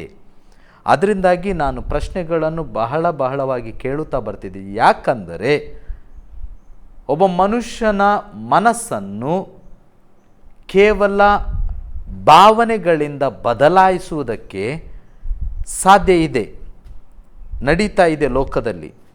ನಮ್ಮಲ್ಲಿ ಅನೇಕ ಜನರು ಹೇಳುತ್ತಾರೆ ಬ್ರೈನ್ ವಾಶ್ ಅಂತೇಳಿ. ನಂಗೆ ಗೊತ್ತಿಲ್ಲ ಅದು ಹಾಗಂದ್ರೆ ಹೇಗೆ ಅಂತೇಳಿ, ಬ್ರೈನ್ ವಾಶ್ ಅಂತ ಹೇಳ್ತಾರೆ. ಸೊ ನಾನು ಯಾಕೆ ಈ ಮಾತನ್ನು ವೀಕ್ಷಕರಿಗೆ ಬಹಳ ಸ್ಪಷ್ಟವಾಗಿ ತಿಳಿಸಬೇಕು ಅಂತೇಳಿದರೆ, ನೀವು ಒಬ್ಬ ಸಾಧಾರಣ ವ್ಯಕ್ತಿ ಅಲ್ಲ, ನೀವು ಸರ್ಕಾರದ ಒಬ್ಬ ಅಧಿಕಾರಿಯಾಗಿದ್ದೀರಿ. ಬೈಬಲ್ನಲ್ಲಿಯೂ ಕೂಡ ಅನೇಕ ಸಭಾಮಂದಿರದ ಅಧಿಕಾರಿಗಳು, ಗ್ರೀಕ್ ಅಧಿಕಾರಿಗಳು ಯೇಸು ಸ್ವಾಮಿಯ ಸಮಯದಲ್ಲಿ ಬಂದು ಹೋದದಿದೆ. ನೀವೊಂದು ಉತ್ತಮವಾದ ಅಧಿಕಾರವುಳ್ಳಂಥ ಸ್ಥಾನದಲ್ಲಿ ನೀವಿದ್ದೀರಿ. ಹಾಗಿರುವಾಗ ಯಾರು ಕೂಡ ನಿಮ್ಮ ಹತ್ರ ಬಂದು ಬಣ್ಣದ ಮಾತುಗಳನ್ನು ಹೇಳಿ ನಿಮ್ಮ ಮನಸ್ಸನ್ನು ಬದಲಾಯಿಸಲಿಕ್ಕೆ ಆಗುವುದಿಲ್ಲ. ನನಗೆ ತಿಳಿದ ಮಟ್ಟಿನಲ್ಲಿ ನಾನು ಯೋಚಿಸುವುದಕ್ಕಿಂತ ಒಂದು ಉನ್ನತವಾದ ಹುದ್ದೆಯಲ್ಲಿ ನೀವು ಇದ್ದೀರಿ. ನಿಮ್ಮ ಕಾರ್ಯಕ್ರಮದ ಸ್ಥಳಗಳು ಅಥವಾ ಬೌಂಡ್ರಿ, ಸರಹದ್ದು ನಿಮಗೆ ಗೊತ್ತಿದೆ. ಈಗ ನನ್ನ ಪ್ರಶ್ನೆಗೆ ಯಾಕೆ ನಾನು ಈ ಪ್ರಶ್ನೆಯನ್ನು ಕೇಳ್ತಿದ್ದೇನೆಂದರೆ, ಜನರಿಗೆ ಅರ್ಥ ಆಗಬೇಕು. ನೀವು ಕೇವಲ ಒಂದು ಪುಸ್ತಕ ಓದಿ ಆ ಪುಸ್ತಕವು ನಿಮಗೆ ಅದು ಸತ್ಯ ಘಟನೆ ಎಂಬುದನ್ನು ಹೇಗೆ ನಿಮಗೆ ಮನಸ್ಸಿಗೆ ಬಂತು? ಈಗ ನೀವು ಹೇಳಿದ ಹಾಗೆ ಬ್ರೈನ್ ವಾಶ್ ಮಾಡಬೇಕಾದ್ರೆ ಒಬ್ಬ ಬ್ರೈನ್ ವಾಶ್ ಮಾಡೋನಿರಬೇಕು, ಬ್ರೈನ್ ವಾಶ್ ಮಾಡಿಸ್ಕೊಳ್ಳೋನಿರಬೇಕು. ನನಗೆ ಯಾವ ಮನುಷ್ಯನು ಬಂದು ನೀನು ಹೀಗೆ ಮಾಡು ಎಂಬುದಾಗಿ ನನಗೆ ಯಾರೂ ಹೇಳಲಿಲ್ಲ. ನಾನು ಈ ಪುಸ್ತಕವನ್ನು ನಂಬಿಕೆಯಿಂದ ಓದಲಿಕ್ಕೆ ಶುರು ಮಾಡಿದೆ. ಪ್ರತಿಯೊಬ್ಬ ಮನುಷ್ಯನಿಗೂ ನಾವು ದೇವ್ರ ಬಗ್ಗೆ ನಾವು ಒಂದು ಆಳವಾದ ಒಂದು ನಂಬಿಕೆಯಲ್ಲಿ ನಾವು ಬೆಳಿಬೇಕಾದ್ರೆ ಅದಕ್ಕೆ ಬೇರೆ ಯಾರೂ ಆಧಾರ ಇಲ್ಲ, ಯಾವ ಕಥೆನೂ ಆಧಾರ ಇಲ್ಲ, ನಮ್ಮ ನಂಬಿಕೆನೇ ಆಧಾರ. ನಾನು ಈ ನಂಬಿಕೆಯಿಂದ ದೇವರ ವಾಕ್ಯ ಇದು ಸತ್ಯ ಎಂಬುದಾಗಿ ನಾನು ನಂಬಿದೆ. ಆ ನಂಬಿಕೆಯಿಂದ ನನ್ನ ಮನಸ್ಸಿಗೆ ಸಮಾಧಾನ ಉಂಟಾಯಿತು. ಹಂಗಾಗಿ ಈ ದೇವರ ವಾಕ್ಯ ಸತ್ಯವಾದದ್ದು, ಇದನ್ನು ನಂಬಿದರೆ ನನಗೆ ದೇವರು ಅಗತ್ಯವಿರೋದನ್ನು ಒದಗಿಸ್ತಾನೆ ಎಂಬುದಾಗಿ ನಾನು ನಂಬಿದೆ. ಇಲ್ಲಿ ಕೇಳಿ, ಅನೇಕ ಲಕ್ಷಾನುಲಕ್ಷ ಜನರು, ಅಂದರೆ ನಾನು ಹೇಳ್ತೇನೆ ಕೋಟಿ ಗಟ್ಟಲೆ ಜನರು ಈ ಸುಪ್ರೀತ ಸಂದೇಶ ಎನ್ನುವ ಪುಸ್ತಕವನ್ನು ಓದುವುದರ ಮೂಲಕವಾಗಿ ಸಮಾಧಾನವನ್ನು ಹೊಂದಿಕೊಂಡರು. ಮಾತ್ರವಲ್ಲದೆ ಈ ಪುಸ್ತಕವನ್ನು ಓದುವಾಗ ಅವರ ಹೃದಯದಲ್ಲಿ ಒಂದು ವಿಶೇಷವಾದ ಬದಲಾವಣೆ ಆಯಿತು. ಅವರ ಬದುಕಿನಲ್ಲಿ ಒಂದು ದೊಡ್ಡ ಬದಲಾವಣೆ ಆಯಿತು. ಇದು ಸತ್ಯ. ಇದು ನಡೆದಂಥ ಸಾವಿರಾರು ಲಕ್ಷಾನು ಕೋಟಿ ಜನರು ಇದಕ್ಕೆ ಸಾಕ್ಷಿಯಾಗಿ ಇಂದಿಗೂ ಜೀವಿಸ್ತಾ ಇದ್ದಾರೆ. ಸರಿ, ನಿಮಗೆ ಆ ಸುಪ್ರೀತ ಸಂದೇಶ ಪುಸ್ತಕವನ್ನು ಓದುವಾಗ ನಿಮ್ಮ ಹೃದಯದಲ್ಲಿ ಏನು ಬದಲಾವಣೆ ಆಯಿತು? ಈಗ ನಾವು ಈ ಲೋಕದಲ್ಲಿ ಎಲ್ಲರೂ ಬಯಸ್ತಾ ಇರೋದು, ಎಲ್ಲ ಮನುಷ್ಯರಿಗೆ ಇವತ್ತು ಅಗತ್ಯವಾಗಿ ಬೇಕಾಗಿರುವಂಥದ್ದು ಮನಃಶಾಂತಿ. ಈ ಮನಃಶಾಂತಿ ನನಗೆ ಸಿಕ್ಕಿದೆ ಎಂಬುದಾಗಿ ನಾನು ಬೇರೆಯವನ ಮುಂದೆ ಪ್ರೂವ್ ಮಾಡಲಿಕ್ಕೆ ಆಗೋದಿಲ್ಲ. ಯಾಕಂದರೆ ಇದು ನನ್ನ ಒಳಗೆ ನಾನು ಅನುಭವಿಸ್ತಿರುವಂಥ ಒಂದು ಸಂಗತಿ. ಹಂಗಾಗಿ ಇದನ್ನು ನಾನು ಎಕ್ಸ್ಪ್ಲೇನ್ ಮಾಡೋಕ್ಕಾಗೋದಿಲ್ಲ. ಆದರೆ ಸತ್ಯವಾಗಲೂ ನನ್ನ ಆತ್ಮಸಾಕ್ಷಿಯಾಗಿ ನಾನು ಆ ಪುಸ್ತಕವನ್ನು ಓದುವಾಗ ದೇವರು ಒಂದು ಸಮಾಧಾನ, ಅದನ್ನು ಎಕ್ಸ್ಪ್ಲೇನ್ ಮಾಡದೇ ಇರುವಂಥ ಒಂದು ಸಮಾಧಾನ ನನ್ನ ಹೃದಯದಲ್ಲಿ ತುಂಬಿಸ್ತಾ ಇದ್ದಾನೆ ಅಂತೇಳಿ ನಮಗೆ ಅನ್ನಿಸ್ತಾ ಇತ್ತು, ನನಗೆ ನಂಬಿಕೆ ಬರ್ತಾಯಿತ್ತು. ನಾನೊಂದು ನಿಮಗೆ ಒಂದು ಸಣ್ಣ ಮಾತಲ್ಲಿ ಹೇಳ್ತೇನೆ, ನೀವು ಹೇಳುವಂಥದ್ದನ್ನೇ ಇನ್ನೊಂದು ಅರ್ಥದಲ್ಲಿ ಹೇಳ್ತೇನೆ. ಏನೋ ಒಂದು ಖಾಲಿಯಾದ ಬರಿದಾದ ನಿಮ್ಮ ಹೃದಯದೊಳಗೆ ಏನೋ ಆ ಬರಿದಾದ ಸ್ಥಳದಲ್ಲಿ ಏನೋ ತುಂಬುತ್ತಾ ಇದೆ, ಅಥವಾ ಆ ಬರಿದಾದ ಸ್ಥಳ ಇನ್ನು ಮುಂದೆ ಇಲ್ಲ ಎನ್ನುವಂಥ ಭಾವನೆ ನಿಮಗೆ ಬರಲಿಕ್ಕೆ ಪ್ರಾರಂಭಿಸಿತು. ಯಾಕಂದರೆ ಪ್ರತಿಯೊಬ್ಬನ ಹೃದಯದಲ್ಲಿ ಒಂದು ಬರಿದಾದಂಥ ಸ್ಥಳ ಇದೆ. ಪ್ರತಿಯೊಬ್ಬನ ಹೃದಯದಲ್ಲಿ ಎಲ್ಲಿವರೆಗೆ ಕ್ರಿಸ್ತ ಯೇಸು ಸ್ವಾಮಿಯನ್ನು ಅವನು ಅಂಗೀಕರಿಸುವುದಿಲ್ಲವೋ ಅಲ್ಲಿವರೆಗೆ ಆ ಬರಿದಾದ ಸ್ಥಳವನ್ನು ಅವನು ತುಂಬಿಸಲಿಕ್ಕೆ ಪ್ರಯತ್ನಿಸ್ತಾ ಇರ್ತಾನೆ. ಉದಾಹರಣೆಗೆ ಮದ್ಯಪಾನ ಮಾಡ್ತಾನೆ. ಅವನು ಯೋಚಿಸ್ತಾನೆ, ಆ ಮೂಲಕ ನನಗೊಂದೇನೋ ಒಂದು ಥರದ ಪ್ಲೆಷರ್, ಒಂದು ಸಮಾಧಾನ ಸಿಕ್ಕುವುದಿಲ್ಲ. ಇನ್ನು ಮದ್ಯವ್ಯಸನಿಗಳು ಡ್ರಗ್ಸ್ ತಗೊಳ್ತಾರೆ, ಇನ್ನೂ ಅನೇಕ ಕಾರ್ಯಗಳನ್ನು ಮಾಡ್ತಾರೆ. ಕೆಲವು ಜನರು ಮದ್ಯವ್ಯಸನ ಇಂಥದ್ದೇ ಮಾಡಬೇಕಂತೇಳಿಲ್ಲ. ಉದಾಹರಣೆಗೆ ಅವರಿಗೊಂದು ದುರಭ್ಯಾಸ ಇರ್ತಾರೆ. ನಾನು ಹೇಳ್ತೇನೆ, ವೆರಿ ಸಿಂಪಲ್. ಪುರುಷರು ಇದ್ದಾರೆ, ಅವರು ಯಾವಾಗಲೂ ಯೋಚಿಸ್ತಾರೆ, ಒಂದು ಸ್ಥಳ ತಗೊಳ್ತಾರೆ, ಅವರು ಲ್ಯಾಂಡ್ ಪರ್ಚೇಸ್ ಮಾಡ್ತಾರೆ. ಒಂಥರ ಖುಷಿ ಆಗ್ತದೆ ಅವರಿಗೆ, ಬರಿದಾದ ಸ್ಥಳದಲ್ಲಿ ಪರ್ಚೇಸ್ ಮಾಡಿ 4 ದಿವಸ ಬೇಕಾದ್ರೆ ಅವರಿಗೆ ಪುನಃ ಬರಿದಾಗ್ತದೆ. ಅವರು ಯೋಚಿಸ್ತಾರೆ, ಇನ್ನೆಲ್ಲಿಯಾದರೂ ಸ್ಥಳ ಉಂಟಾ, ಇನ್ನೇನಾದ್ರು ಸ್ಥಳ ತಗೊಳ್ಳಿ. ಅಂದರೆ ಎಂಪ್ಟಿನೆಸ್, ಹೃದಯದೊಳಗಿರುವಂಥ ಬರಿದಾದ ಸ್ಥಳವನ್ನು ಲೋಕದಲ್ಲಿರೋ ವಸ್ತುಗಳನ್ನು ಪಡೆದುಕೊಳ್ಳುವುದರ ಮೂಲಕವಾಗಿ ಅವರು ಅದನ್ನು ಅಂದರೆ ಆ ಬರಿದಾದ ಸ್ಥಳವನ್ನು ತುಂಬಿಸಲಿಕ್ಕೆ ಪ್ರಯತ್ನಿಸ್ತಾರೆ. ಈಗ ನೀವು ಹೇಳೋ ಮಾತಿನ ಅರ್ಥ ಏನಂದರೆ, ಆ ಬರಿದಾದ ಸ್ಥಳದಲ್ಲಿ ಯೇಸು ಸ್ವಾಮಿಯು ಬಂದು ಕುಳಿತನು, ಅಥವಾ ಯೇಸು ಸ್ವಾಮಿ ನಾನು ಸ್ವೀಕರಿಸಿದೆನು. ನೀವು ಯೇಸು ಸ್ವಾಮಿನ ಸ್ವೀಕರಿಸಿದ್ರಿ, ನಂತರ ನಿಮಗೆ ಸಮಾಧಾನ ಸಿಕ್ಕಿತು. ನಿಮ್ಮ ಬದಲಾವಣೆಯ ಜೀವಿತವನ್ನು ಜನರು ಹೇಗೆ ತೆಗೆದುಕೊಂಡ್ರು? ನಿಮ್ಮಲ್ಲಿ ಏನಾದರೂ ದೊಡ್ಡ ಬದಲಾವಣೆಯನ್ನು ಜನರು ಕಂಡ್ರ ಯೇಸು ಸ್ವಾಮಿನ ಅಂಗೀಕರಿಸಿದ ನಂತರ? ಇಲ್ಲ, ಈ ವಿಷಯದಲ್ಲಿ ಹೇಳಬೇಕಾದ್ರೆ ಈಗ ನಾನು ಆಗಲೇ ಹೇಳಿದ ಹಾಗೆ ಈ ಸಮಾಧಾನ, ದೇವರು ಕೊಡುವಂಥ ಸಮಾಧಾನ, ಇದು ನನಗೆ ಮಾತ್ರ ಗೊತ್ತು, ನಾನು ನನ್ನ ಆತ್ಮದಲ್ಲಿ ಅನುಭವಿಸ್ತಾ ಇದ್ದೇನೆ. ಆದರೆ ಬೇರೆಯವರು ಇದನ್ನು ಅವರು ನೆಗೆಟಿವ್ ಆಗಿ ತಗೊಂಡ್ರು. ಯಾಕಂದರೆ ನಾವೀಗ ಸಮಾಜದಲ್ಲಿ ನೋಡ್ತಾ ಇದ್ದೇವೆ, ಇದು ಒಂದು ಬೇರೆ ದೇವರು ಮತ್ತು ಇದು ನಮಗೆ ಸಂಬಂಧಪಡದೇ ಇರುವಂಥದ್ದು. ಈ ಒಂದು ಭಾವನೆಯಲ್ಲಿ ನಮ್ಮ ಬಗ್ಗೆ ಜನರು ಬೇಸರದಿಂದ ನೋಡಿದರು, ನಿಮ್ಮನ್ನು ಸ್ವೀಕರಿಸಲಿಲ್ಲ. ಆಯ್ತು. ಈಗ ಇನ್ನೊಂದು, ಈ ಯೇಸು ಸ್ವಾಮಿಯ ಸುಪ್ರೀತ ಸಂದೇಶವನ್ನು ನೀವು ತಗೊಂಡ್ರಿ. ಈ ವಾಕ್ಯದ ಇವುಗಳಲ್ಲಿ ನೀವೇನೋ ಆಗ ಮಾತಾಡ್ತಿರುವಾಗ ರಜಾ ಕಾಲದ ಏನೋ ಉಡುಪಿಗೆ ಬಂದೆ ಏನೋ ಹೇಳ್ತಾ ಇದ್ರಿ ಅಲ್ವಾ? ಹೇಳಿದ್ದೀರಿ. ಎಂತ ರಜಾಕಾಲದ ಏನದು? ಆ ಸಮಯದಲ್ಲಿ ಏನಾಯ್ತಂದರೆ, ನಾನು ಈಗ ಸುಪ್ರೀತ ಸಂದೇಶ, ಆ ದೇವರ ವಾಕ್ಯ ಓದಿ ಸ್ವಲ್ಪ ಮಟ್ಟಿಗೆ ನಾನು ದೇವರ ಬಗ್ಗೆ ಜ್ಞಾನವನ್ನು ಪಡ್ಕೊಂಡು ಸಣ್ಣ ಒಂದು ನಂಬಿಕೆ ಮತ್ತು ಪ್ರಾರ್ಥನೆಯಲ್ಲಿ ಬೆಳೀತಾ ಇರುವಂಥ ಒಂದು ಸಂದರ್ಭದಲ್ಲಿ, ನೀವು ಕಾಲೇಜ್ ಮಾಡ್ತಿದ್ದೀರಿ? ಕಾಲೇಜ್ ಹೋಗ್ತಾ ಇದ್ದೆ, 2nd PUC ಹೋಗ್ತಾ ಇದ್ದೆ ನಾನು. ಆಗ ರೇಡಿಯೋದಲ್ಲಿ ಒಂದು ಕಾರ್ಯಕ್ರಮ ಬರ್ತಾಯಿತ್ತು, ಸಂತೋಷ ಮಾರ್ಗ ಅಂತೇಳಿ ಒಂದು ರೇಡಿಯೋ ಪ್ರೋಗ್ರಾಮ್ ಬರ್ತಾಯಿತ್ತು. ಆ ರೇಡಿಯೋ ಪ್ರೋಗ್ರಾಮ್ದಲ್ಲಿ ಒಂದು ಅಡ್ವರ್ಟೈಸ್ಮೆಂಟ್ ಏನಂದರೆ, ಉಡುಪಿಯಲ್ಲಿ ರಜಾಕಾಲದ ಸತ್ಯವೇದ ಶಾಲೆ ಉಂಟು, ಆಸಕ್ತಿ ಇದ್ದವರು ಅದು 20 ದಿವಸ ನೀವು ಭಾಗವಹಿಸಬಹುದು ಎಂಬುದಾಗಿ ಒಂದು ಆಮಂತ್ರಣ, ಆಹ್ವಾನ. ಸಂತೋಷ ಮಾರ್ಗ ಸಂತೋಷ, ನಿಜವಾದ ಸಂತೋಷ ನಿಮಗೆಲ್ಲಿ ಸಿಗುತ್ತದೆ ಅದು ನನಗೆ ತಿಳಿದಿದೆ. ಪಾಸ್ಟರ್ ಜೋಸೆಫ್ ಜಮಖಂಡಿ ಇತ್ತೀಚೆಗೆ ಅವರ ಸಂದರ್ಶನವನ್ನು ನಾವು ಇದೇ ಕಾರ್ಯಕ್ರಮದಲ್ಲಿ ಮಾಡಿದೆವು. ಸೊ ಅವರು ನಿರ್ವಹಿಸುವಂಥ ಕಾರ್ಯಕ್ರಮ ನನಗೆ ಭಾಳ ಸಂತೋಷ ಆಗ್ತದೆ ನೀವು ಹೇಳುವಾಗ. ಯಾಕಂದರೆ ಒಂದು ಕಾಲದಲ್ಲಿ ಆ ಕಾರ್ಯಕ್ರಮಗಳನ್ನು ಕೇಳುತ್ತಲೇ ಬೆಳೆದವರು ನಾವು. ಇನ್ನೊಂದು ವಿಷಯ, ನೀವು ರಜಾಕಾಲದಂತ ಹೇಳಿ ಇದು ನನ್ನ ಮನಸ್ಸಲ್ಲಿ ಯಾಕೆ ಅಚ್ಚಳಿದ ಉಳಿದಿದೆ ಅಂದರೆ, ನನ್ನ ಬದುಕಲ್ಲಿ ಆದ ಒಂದು ಬದಲಾವಣೆ ಕೂಡ ಅದೇ ಸ್ಥಳದಲ್ಲಿ ರಜಾಕಾಲದ, ನೀವು ಅದೇ ರಜಾಕಾಲಕ್ಕೆ ಬಂದಿದ್ದೀರಾ? ಅದೇ ಕಾರ್ಯಕ್ರಮ ಜೋಸೆಫ್ ಜಮಖಂಡಿ ಪಾಸ್ಟರ್ ಅವರು ನಡೆಸುವಂಥ ರಜಾಕಾಲದ ಸತ್ಯ ನೀವು ಸಹ ಬಂದಿದ್ರಿ. ನಾನು ಎನಿಸ್ತೇನೆ ನಿಮಗಿಂತ ಮೊದಲು ನಾನು ಬಂದಿದ್ದೆ ಕಾಣ್ತದೆ ಅಲ್ಲ? ಇರ್ಬೋದು. ಬೇರೆ ತುಂಬ ತುಂಬ ಕಡೆಗಳಲ್ಲಿ ಆಗ್ತಾ ಇರ್ತದೆ, ಆದರೆ ನೀವು ಬಂದದ್ದು ಮತ್ತು ನಾನು ಓದೋದು ಒಂದೇ ಸ್ಥಳ ಆಗ್ತದೆ. ಒಂದೇ ಸ್ಥಳ, ಬೇರೆ ಅದೇ ಅದೇ ಸ್ಥಳ. ಸೊ ಸಂತೋಷ. ಈಗ ಆ ಅಡ್ವರ್ಟೈಸ್ಮೆಂಟನ್ನು ರೇಡಿಯೋದಲ್ಲಿ ಕೇಳ್ತಾರೆ. Santhosha Marga one of the famous program, ಎಲ್ಲರಿಗೂ ತಿಳಿದಿದೆ.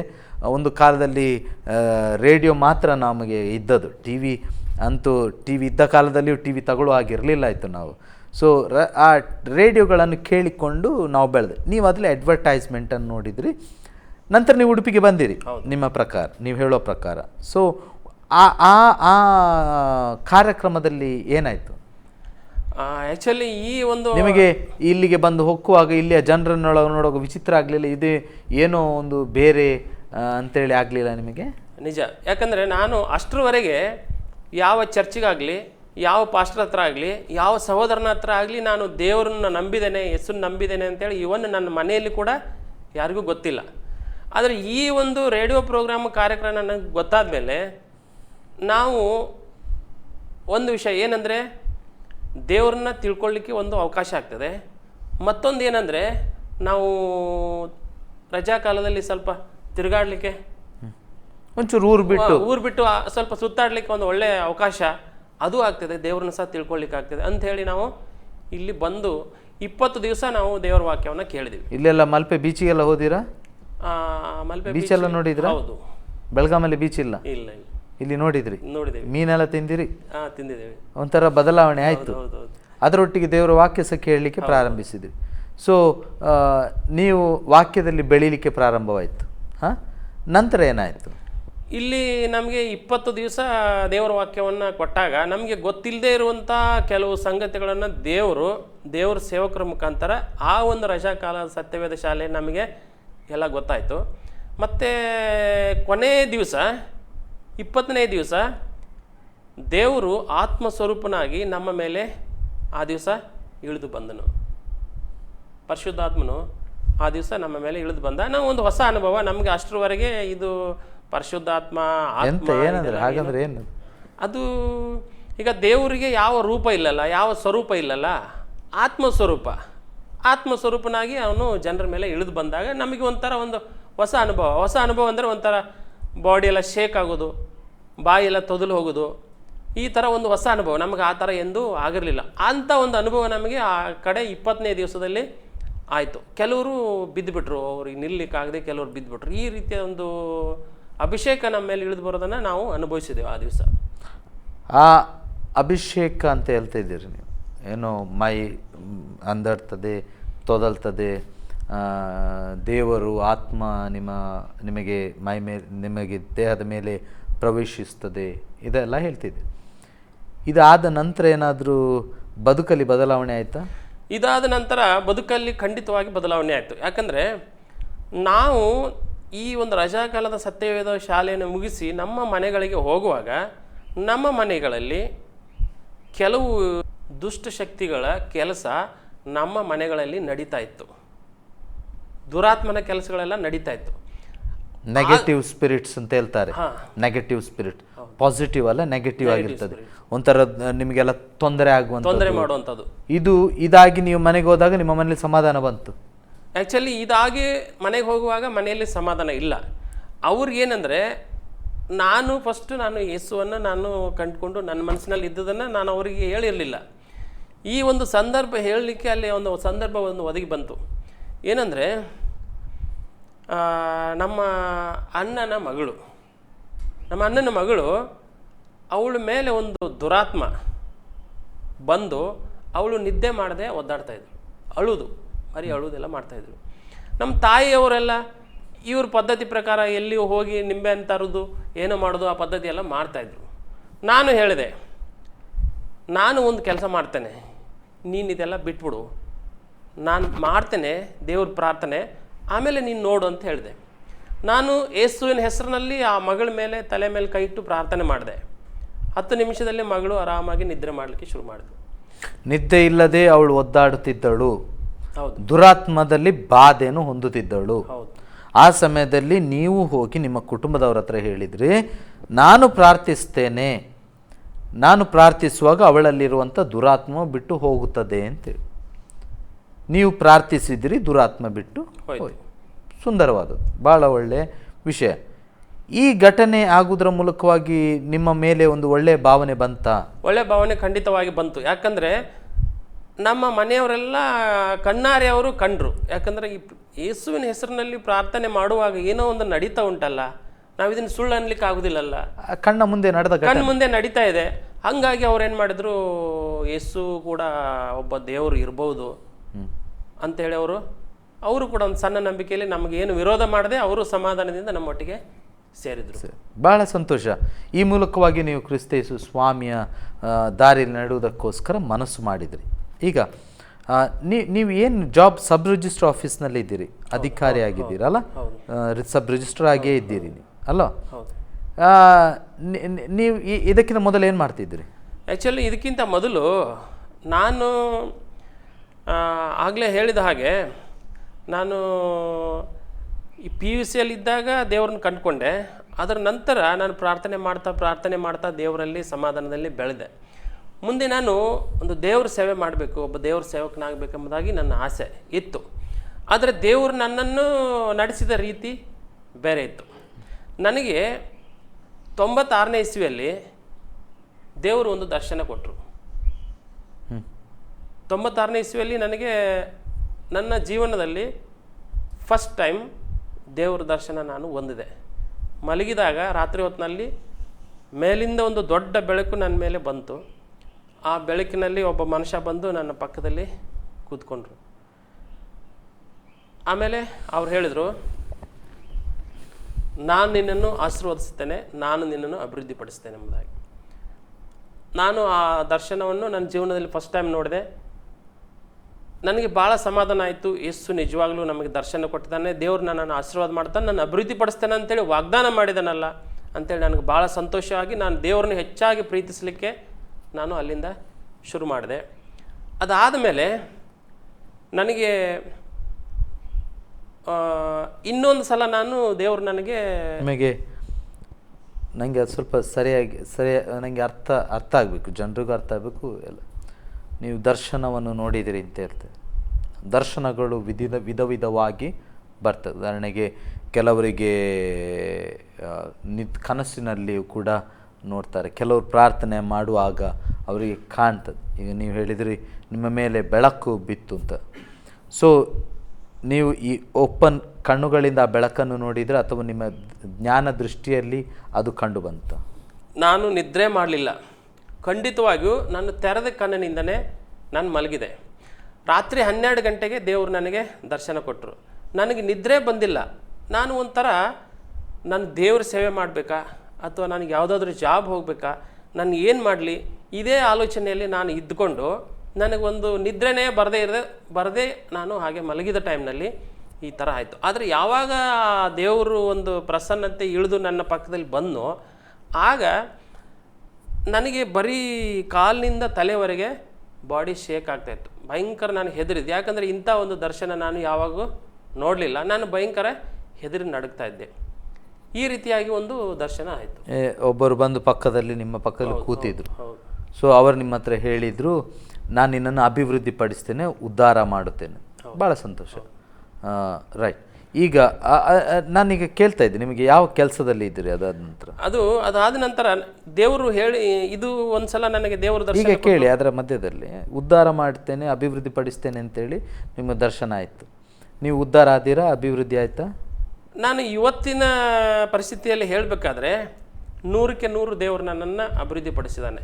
ದೇವರು ಏನು ವಾಗ್ದಾನ ಮಾಡಿದ್ನೋ ಅದರಲ್ಲಿ ಒಂದು 0.1% ಕೂಡ ಫೇಲ್ ಆಗಲಿಲ್ಲ. ನನ್ನ ಜೀವನದಲ್ಲಿ ದೇವರು ಏನು ವಾಗ್ದಾನ ಮಾಡಿದನೋ ಅದನ್ನೆಲ್ಲ ನೆರವೇರಿಸಿದನು. ನಾನು ಹೇಳಿದೆ, ದೇವರು ಈ ರೀತಿಯಾಗಿ ನನಗೆ ಒಂದು ಸಲ ವಾಗ್ದಾನ ಮಾಡಿದ ಮೇಲೆ ಇನ್ನೊಂದು ಸಲ ನಾನು ಚಿಂತೆಯಲ್ಲಿದ್ದೆ. ದೇವರು ಖಂಡಿತವಾಗಿಯೂ ನನಗೆ ಸಹಾಯ ಮಾಡ್ತಾನೆ, ಏನಾಗ್ತದೆ, ನಾನು ಏನು ಮಾಡಬೇಕು ಎಂಬುದಾಗಿ ನಾನು ಚಿಂತೆಯಲ್ಲಿದ್ದಾಗ ದೇವರು ನನಗೆ ಇನ್ನೊಂದು ಸಲ ಕನಸಿನಲ್ಲಿ ನನಗೆ ಒಬ್ಬರು ಬಂದು ನನಗೆ ಬಿಳಿ ಬಟ್ಟೆ ಹಾಕಿದಂಥ ಒಬ್ಬ ಮನುಷ್ಯ ಬಂದು ನನಗೆ ಹೇಳಿದರು, ಏನಂದರೆ ನಿನಗೆ ಪೋಸ್ಟ್ ಆಫೀಸ್ನಲ್ಲಿ ಒಂದು ಕೆಲಸ ಬರ್ತದೆ, ನೀನು ಆ ಕೆಲಸ ಮಾಡು, ಆ ಕೆಲಸ ನಿನಗೆ ಸಿಗುವ ಹಾಗೆ ನಾನು ಮಾಡ್ತೇನೆ ಎಂಬುದಾಗಿ ಹೇಳಿದರು. ಇಷ್ಟು ನನಗೆ ಕರೆಕ್ಟಾಗಿ ಹೇಳಿದ್ದು ನನ್ನ ಕಿವಿಗೆ ನೆನಪುಂಟು. ಆ ಮಾತನ್ನು ಕೇಳಿದ ನನಗೆ ಕನಸಿನಿಂದ ಎದ್ದು ನಾನು ಎಚ್ಚರಾಗಿ ನನ್ನ ದೇವ್ರ ಹತ್ರ ಪ್ರಾರ್ಥನೆ ಮಾಡಿದೆ. ದೇವರು ನನಗೋಸ್ಕರ ಏನೋ ಒಂದು ಪ್ಲ್ಯಾನ್ ಮಾಡಿ ನನಗೆ ಇಟ್ಟಿದ್ದಾರೆ ಅಂಥೇಳಿ ನನಗೆ ಮನಸ್ಸಿಗೆ ಸಮಾಧಾನ ಆಯಿತು. ಅದಾದ ಮೇಲೆ ಒಂದು 4-5 ತಿಂಗಳು ಕಳೆಯುವಾಗ ದೇವರು ನನಗೆ ಯಾವ ರೀತಿ ಹೇಳಿದ್ರೋ ಅದೇ ರೀತಿಯಾಗಿ ನನಗೆ ಪೋಸ್ಟ್ ಆಫೀಸ್ನಲ್ಲಿ ಕೆಲಸ ಸಿಕ್ತು. ಪೋಸ್ಟ್ ಆಫೀಸ್ನಲ್ಲಿ? ಹೌದು. Central government job? ಹೌದು. ನೀವು ಪೋಸ್ಟ್ ಆಫೀಸಲ್ಲಿ ಕೆಲಸ ಮಾಡಿದ್ದೀರಿ? ಹೌದೌದು. ಮತ್ತೆ ಯಾಕೆ ಬಿಟ್ರಿ ಅದು? ಅಲ್ಲಿ ಬಿಡಬೇಕಂತ ನನಗೆ ಆಲೋಚನೆ ಇರಲಿಲ್ಲ. ಅದು ಕೂಡ ಒಂದು ಒಳ್ಳೆ ಕೆಲಸ. ಆದರೆ ಅಲ್ಲಿ ಏನಂತ ಹೇಳಿದರೆ ಅದು ಸೆಂಟ್ರಲ್ ಗೌರ್ಮೆಂಟ್ನಲ್ಲಿ ಒಂದು ಸಿಸ್ಟಮ್ ಉಂಟು, ಅಲ್ಲಿ ಎಕ್ಸ್ಟ್ರಾ ಡಿಪಾರ್ಟ್ಮೆಂಟ್ ಅಂತೇಳಿ ಒಂದುಂಟು. ನಾನು ಇದ್ದದ್ದು ಎಕ್ಸ್ಟ್ರಾ ಡಿಪಾರ್ಟ್ಮೆಂಟಲ್ಲಿ, ಹಾಗಾಗಿ ಆ ಎಂಪ್ಲಾಯಿಗಳಿಗೆ ಸಿಗುವಂಥ ಎಲ್ಲ ಫೆಸಿಲಿಟೀಸ್ ಎಲ್ಲ ಇರಲಿಲ್ಲ. ಇದರಲ್ಲಿಯೂ ಇದೆ, ಸೆಂಟ್ರಲ್ ಗೌರ್ಮೆಂಟ್ನಲ್ಲಿಯೂ ಇದೆ. ಹೌದು, ಇದೆ. ಇನ್ನೊಂದು ಗುಂಪು ಎಕ್ಸ್ಟ್ರಾ ಡಿಪಾರ್ಟ್ಮೆಂಟ್ ಅಂತೇಳಿ ಉಂಟು. ಫೈನ್. ಅಲ್ಲಿಂದ ಮತ್ತೆ ಯಾವ ಕೆಲಸಕ್ಕೆ ಬಂದಿರಿ? ಅದಾದಮೇಲೆ ನಾನು ಏನು ಮಾಡಿದೆ, ನಾನು ದೇವರಲ್ಲಿ ಪ್ರಾರ್ಥನೆ ಮಾಡ್ತಾ ಇದ್ದೆ. ಪ್ರಾರ್ಥನೆ ಮಾಡ್ತಾ ಇರಬೇಕಾದ್ರೆ ದೇವರು ನನಗೆ ಮತ್ತೊಂದು ಅದಕ್ಕಿಂತ ಒಂದು ಒಳ್ಳೆ ಜಾಬನ್ನು ಕೊಟ್ಟರು. ಏನು ಜಾಬ್ ಅದು? ಅದು ರೂರಲ್ ಡೆವಲಪ್ಮೆಂಟು ಡಿಪಾರ್ಟ್ಮೆಂಟ್ನಲ್ಲಿ ಗ್ರಾಮ ಪಂಚಾಯತ್ ಕಾರ್ಯದರ್ಶಿ ಎಂಬುದಾಗಿ. ಗ್ರಾಮ ಪಂಚಾಯತಿಯ ಕಾರ್ಯದರ್ಶಿ? ಯಾವ ಊರಲ್ಲಿ ಅದು? ಅದು ಕೂಡ ಈಗ ನಿಮಗೆ ಚಿಕ್ಕೋಡಿ ಅಂತೇಳಿ ಗೊತ್ತುಂಟು. ಚಿಕ್ಕೋಡಿ ಕೇಳಿದ್ದೇವೆ. ಅಲ್ಲಿ ಚಿಕ್ಕೋಡಿ ತಾಲೂಕ್ ಪಂಚಾಯತ್ನಲ್ಲಿ ನಮಗೆ ಈ ಕೆಲಸ ಜಾಬ್ ಸಿಕ್ತು. ಅದು ಸಿಕ್ಕ ಮೇಲೆ ನಾನು ಇದನ್ನು ರಿಸೈನ್ ಮಾಡಿ ಅದಕ್ಕೆ ಜಾಯ್ನ್ ಆದೆ. ಮತ್ತೆ ಇದಕ್ಕೆಲ್ಲ ಹೇಗೆ ಬಂದ? ರಿಜಿಸ್ಟರ್ ಆಫೀಸ್ನಲ್ಲಿ? ಈಗ ಇದಾದ್ಮೇಲೆ ನಾನು ಈ ಕೆಲಸದಲ್ಲಿ ಇದ್ದಾಗ ನಾನು ಯಾವ ಊರಿನಲ್ಲಿ ಹೋಗ್ತೇನೋ ಆ ಊರಿನಲ್ಲಿ ನನ್ನ ಪಕ್ಕದಲ್ಲಿ ನನ್ನ ಸುತ್ತಮುತ್ತ ಇದ್ದವರಿಗೆಲ್ಲ ದೇವರು ಸುವಾರ್ತೆ ಹೇಳಿ ಯೇಸುವಿನ ಪ್ರೀತಿ ಬಗ್ಗೆ ಅವರಿಗೆಲ್ಲ ಸಾರ್ತಾ ಒಂದು ಪ್ರೇರಣೆಯಲ್ಲಿ ಹೌದೌದು ಹಾಗೆಲ್ಲ ಮಾಡ್ತಾ ಇದ್ದೆ. ಹಾಗೆ ಮಾಡುವಾಗ ನನಗೆ ಇದಾದ್ಮೇಲೆ ಒಂದು 4-5 ಡಿಪಾರ್ಟ್ಮೆಂಟ್ಗಳಲ್ಲಿ ನನಗೆ ರಿಕ್ರೂಟ್ಮೆಂಟ್ ಆಗಿದೆ. ಸರ್ಕಾರದ 4-5 ಇಲಾಖೆಗಳಲ್ಲಿ ನನಗೆ ನೇಮಕಾತಿ ಆದೇಶಗಳು ಆಗಿತ್ತು. ಹೌದಾ? ಹೌದು. 5-6? ಸತ್ಯ. ಅಲ್ಲ, 5-6 ಸ್ಥಳಗಳಲ್ಲಿ? ಹೌದು. ಏನೇನಿತ್ತು? ಬೇರೆ ಬೇರೆ ಡಿಪಾರ್ಟ್ಮೆಂಟ್ಗಳಲ್ಲಿ. ಒಂದು NCC ಡಿಪಾರ್ಟ್ಮೆಂಟ್, ಮತ್ತೊಂದು PWD ಲೋಕೋಪಯೋಗಿ ಇಲಾಖೆ. NCC ಮತ್ತು PWD? NCC department, PWD department, ಆಮೇಲೆ ಸಮಾಜ ಕಲ್ಯಾಣ, ಆಮೇಲೆ ಅದು ಇಲಾಖೆ ಅಲ್ಲ, ಸಮಾಜ ಕಲ್ಯಾಣ ಇಲಾಖೆ ಅಂತೇಳಿ. ಆಮೇಲೆ ಈ ಗ್ರಾಮ ಪಂಚಾಯತ್ ರೂರಲ್ ಡೆವಲಪ್ಮೆಂಟ್ನಲ್ಲೇ ಇನ್ನೊಂದು ಕಡೆ ಪೋಸ್ಟಿಗೆ ಅದು ಕೂಡ ಆಗಿತ್ತು. ಈ ರೀತಿ ಆಗಿತ್ತು. ಅದ್ರ ಒಟ್ಟಿಗೆ ಇನ್ನೊಂದು ಏನಂದರೆ ರಿಜಿಸ್ಟ್ರೇಷನ್ ಡಿಪಾರ್ಟ್ಮೆಂಟಲ್ಲಿ ಒಂದು ಆಗಿತ್ತು. ಆ ಸಂದರ್ಭದಲ್ಲಿ ನಾನು ಆಲೋಚನೆ ಮಾಡಿದೆ, ದೇವರು ನನಗೆ ಇಷ್ಟೆಲ್ಲ ಅವಕಾಶಗಳನ್ನು ಕೊಟ್ಟಿದ್ದಾನೆ, ನಾನು ಎಲ್ಲಿ ಹೋಗಲಿ ಎಂಬುದಾಗಿ ನಾನು ಆಲೋಚನೆ ಮಾಡುವಾಗ ನನ್ನ ತಲೆಗೆ ಬಂದದ್ದು ಏನಂದರೆ, ನಾನು 92ನೇ ಇಸ್ವಿಯಲ್ಲಿ ಈ ಉಡುಪಿಯಲ್ಲಿ ಬಂದು ನಾನು ಯೇಸುವನ್ನು ಕಂಡುಕೊಂಡು ಹೋದವ. ಈಗ ಅದೇ ಊರಿನಲ್ಲಿ ನನಗೆ ಒಂದು ಜಾಬ್ ಬಂದಿದೆ, ಹಾಗಾಗಿ ನಾನು ಅಲ್ಲೇ ಹೋಗ್ತೇನೆ ಎಂಬುದಾಗಿ ನಾನು ಡಿಸೈಡ್ ಮಾಡಿಕೊಂಡು ಬೇರೆ ಡಿಪಾರ್ಟ್ಮೆಂಟಿಂದ ಬಂದಂಥ ಆರ್ಡರ್ಗಳಿಗೆ ಒಂದು ಲೆಟ್ರ್ ಬರೆದೆ. ನಾನು ದಯವಿಟ್ಟು ನಾನು ಜಾಬ್ ಇದ್ದೇನೆ, ನೀವು ಯಾರಿಗಾದರೂ ಬೇರೆಯವರಿಗೆ ಕೊಡಿ ಎಂಬುದಾಗಿ ನಾನು ಲೆಟ್ರ್ ಬರೆದೆ. ಆಮೇಲೆ ನಾನು ಇಲ್ಲಿ ಬಂದು ರಿಜಿಸ್ಟ್ರಾರ್ ಆಫೀಸಿನಲ್ಲಿ ಕೆಲಸಕ್ಕೆ ಜಾಯ್ನ್ ಆಗಿದೆ. ಎಷ್ಟು ವರ್ಷ ಆಯ್ತು ಈಗ ಉಡುಪಿಗೆ ಬಂದು? ಈಗ ಇಲ್ಲಿ ಬಂದು 10 ವರ್ಷ ಆಯಿತು. 10 ವರ್ಷ. ಮದುವೆ ಆಗಿದೆ? ಮದುವೆ ಆಗಿದೆ. ಎಷ್ಟು ಮಕ್ಕಳಿದ್ದಾರೆ? 2 ಮಕ್ಕಳಿದ್ದಾರೆ. 2 ಮಕ್ಕಳು. ಒಬ್ಬಳು 10ನೇ ಕ್ಲಾಸ್ನಲ್ಲಿ ಮಗಳು, ಹಿರಿ ಮಗಳು ಓದ್ತಾ ಇದ್ದಾಳೆ. ಆಮೇಲೆ ಕಿರಿಮಗ 8ನೇ ಕ್ಲಾಸ್ನಲ್ಲಿ ಓದ್ತಾ ಇದ್ದಾಳೆ. 10 ಮತ್ತು 8. ಹೌದು.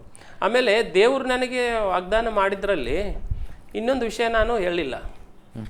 ಈಗ ನನ್ನನ್ನು ದೇವರು ಅಭಿವೃದ್ಧಿ ಪಡಿಸಿದ, ನಾನು ಪ್ರಾರ್ಥನೆ ಮಾಡಿದೆ, ನಾನು ನಂಬಿಕೆಯಲ್ಲಿ ಬೆಳೆದೆ, ನನ್ನನ್ನು ದೇವರು ಅಭಿವೃದ್ಧಿ ಪಡಿಸಿದ. ಆದರೆ ನಮ್ಮ ಫ್ಯಾಮಿಲಿ ಒಂದು ಪುವರ್ ಫ್ಯಾಮಿಲಿ, ಬಡ ಕುಟುಂಬ. ಅವ್ರನ್ನ ಹೇಗೆ ದೇವರು ಇದು ಮಾಡ್ತಾನೆ, ನನ್ನೊಬ್ಬನ ಮಾತ್ರ ದೇವರು ಅಭಿವೃದ್ಧಿ ಪಡಿಸ್ತಾನೆ ಅಂತ ನಾನು ತಿಳ್ಕೊಂಡಿದ್ದೆ. ಆದರೆ ದೇವರು ಏನು ಮಾಡಿದ, ಅವ್ರನ್ನೂ ಕೂಡ ಅಭಿವೃದ್ಧಿಪಡಿಸಿದ. ಅವರಿಗೆ ಬೇಕಾಗಿರುವಂಥದ್ದನ್ನೆಲ್ಲ ದೇವರಲ್ಲಿ ಏರ್ಪಾಡು ಮಾಡಿ ಅವ್ರ ಊರಿನಲ್ಲೇ ಈ ಸರ್ಕಾರದ ಒಂದು ಯಾವುದೋ ಒಂದು ಯೋಜನೆಯಲ್ಲಿ ಅವರಿಗೆ ಒಂದು ಜಮೀನು ಸಿಕ್ಕುವ ಹಾಗೆ ಮಾಡಿದ. ಅದನ್ನು ಡಿಪೆಂಡ್ ಮಾಡ್ಕೊಂಡು ಅವರು ಜೀವನಕ್ಕೇನು ತೊಂದರೆ ಇಲ್ಲ, ಅವ್ರನ್ನ ದೇವರು ಅಭಿವೃದ್ಧಿಪಡಿಸಿದ. ನನ್ನನ್ನು ಕೂಡ ದೇವರು ಅಭಿವೃದ್ಧಿಪಡಿಸಿದ. ನಾನು ಎನಿಸ್ತೇನೆ ದೇವರು ವಾಕ್ಯ ಹೇಳ್ತದೆ, ನಾನು ನನ್ನ ಮನೆಯವರು ಯೆಹೋವನನ್ನೇ ಸೇವಿಸುವೆವು. ಇನ್ನೊಂದು, ಈಗ ಯೇಸು ಸ್ವಾಮಿ ಜಕ್ಕಾಯನ ಮನೆಗೆ ಬಂದಾಗ ಜಕ್ಕಾಯನು ಜೀವಿತದಲ್ಲಾದ ಬದಲಾವಣೆಯನ್ನು ನೋಡಿ ಜನರು ನೋಡಿದರು. ಅದನ್ನು ನೋಡಿದ ಕೂಡಲೇ ಯೇಸು ಸ್ವಾಮಿ ಹೇಳ್ತಾನೆ, ಈಗ ಈ ಮನೆಗೆ ರಕ್ಷಣೆ ಆಯಿತು ಅಂತೇಳಿ ಯೇಸು ಸ್ವಾಮಿ ಹೇಳ್ತಾನೆ. ಅಂದರೆ ಜಕ್ಕಾಯನ ಬದಲಾವಣೆಯು ಅವನ ಮನೆಯೇ ಉದ್ಧಾರ ಆಗುವಂತೆ ಮಾಡಿತು ಅಂತೇಳಿ. ಸೊ ನೀವು ಹೇಳ್ತಿದ್ದೀರಿ, ಕ್ರಿಸ್ತೇಸು ಸ್ವಾಮಿಯನ್ನು ಅಂಗೀಕರಿಸಿಕೊಂಡು ಆತನ ದಾರಿಯಲ್ಲಿ ನಡೆಯುತ್ತಾ ಹೋಗುತ್ತಿರುವಂಥ ಸಮಯದಲ್ಲಿ ದೇವರು ನನ್ನನ್ನು ಹಾಗೂ ನನ್ನ ಮನೆಯನ್ನು ಉದ್ಧಾರ ಮಾಡಿದನು. ನೀವು ಹುಡುಕುತ್ತಿದ್ದಂಥ ಸಮಾಧಾನವು ನಿಮಗೆ ಸಿಕ್ಕಿತು. ಈಗ ನಿಮ್ಮ ಬದುಕು ತೃಪ್ತಿಯ ಬದುಕಾಗಿದೆ. ಖಂಡಿತವಾಗಿಯೂ ನಮಗೆ ಈಗ 100ಕ್ಕೆ 100 ತೃಪ್ತಿಕರವಾದ ಬದುಕಾಗಿದೆ. ಯಾಕಂದರೆ ಈ ಭೂಮಿ ಮೇಲೆ ಯಾರು ಪ್ರೀತಿಸದೇ ಇರುವಷ್ಟು ನಮ್ಮನ್ನು ಪ್ರೀತಿಸುವಂಥ ದೇವರು ನಮ್ಮೊಳಗೆ ನಮ್ಮ ಜೊತೆಯಲ್ಲಿ ವಾಸ ಮಾಡಿದ್ದಾನೆ. ಇದಕ್ಕಿಂತ ದೊಡ್ಡ ಸಂತೋಷ ಬೇರೆ ನಮಗೆ ಇಲ್ಲ. ಮತ್ತು ನಮ್ಮ ಹಾಗೆ ದೇವರ ಮಾರ್ಗದಲ್ಲಿ ಇರುವವರಿಗೆ ಇದಕ್ಕಿಂತ ದೊಡ್ಡ ಭಾಗ್ಯ, ಇದಕ್ಕಿಂತ ದೊಡ್ಡ ಸಂತೋಷ ಇಲ್ಲ. ಇವತ್ತು ನಮಗೆ ಯಾವ ಕೊರತೆ ಆಗಲಿಕ್ಕೆ ದೇವರು ಬಿಡುವುದಿಲ್ಲ. ಒಂದು ವೇಳೆ ಕೊರತೆ ಇದ್ರೂ ಆ ಕೊರತೆಯಲ್ಲೇ ತುಂಬಿಸಿ ನಮ್ಮ ಸಮಾಧಾನವನ್ನು ದೇವರು ಇನ್ನೂ 100% ಹೆಚ್ಚು ಮಾಡ್ತಾನೆ. ಆ ಒಂದು ಆತ್ಮವಿಶ್ವಾಸ ನಮಗೆ ಉಂಟು. ಅದೇ ನಮ್ಮನ್ನು ದೇವರಲ್ಲಿ ಬಲಪಡಿಸ್ತಾ ಉಂಟು. ಭಾಳ ಸಂತೋಷ ನಿಮ್ಮೊಟ್ಟಿಗೆ ಇಷ್ಟೊತ್ತು ನಾನು ಸಂದರ್ಶನ ಮಾಡಿದ್ದು. ಈ ಕಾರ್ಯಕ್ರಮಕ್ಕೆ ಬಂದು ನಮ್ಮೊಟ್ಟಿಗೆ ನಿಮ್ಮ ಬದುಕನ್ನು ಹಂಚಿಕೊಂಡಿರಿ. ದೇವರು ನಿಮ್ಮ ಜೀವಿತಗಳಲ್ಲಿ ಮಾಡಿದ ಅದ್ಭುತಗಳನ್ನು ಹೇಳಿದಿರಿ. ದೇವರನ್ನು ನಂಬದೆ ಅಥವಾ ದೇವರು ಇದ್ದಾನೆ ಎನ್ನುವಂಥರ ಬಗ್ಗೆ ಸಂಶಯದಿಂದ ಬಾಳುವಂಥ ಈ ಲೋಕದ ಮಧ್ಯದಲ್ಲಿ ದೇವರು ಇದ್ದಾನೆ, ಆತನಿಗೆ ಸಮಾಧಾನ ಕೊಟ್ಟಿದ್ದಾನೆ ಎನ್ನುವಂಥ ಸಾಕ್ಷಿಯನ್ನು ನಮ್ಮ ಮಧ್ಯದಲ್ಲಿ ನಮ್ಮ ವೀಕ್ಷಕರಿಗೆ ತಿಳಿಸಿದ್ದಕ್ಕಾಗಿ ಧನ್ಯವಾದಗಳು. ಆಶ್ರಯ ಟಿವಿಯ ಪರವಾಗಿ ನಾನು ಧನ್ಯವಾದಗಳನ್ನು ಹೇಳ್ತೇನೆ. ಪ್ರಿಯರೇ,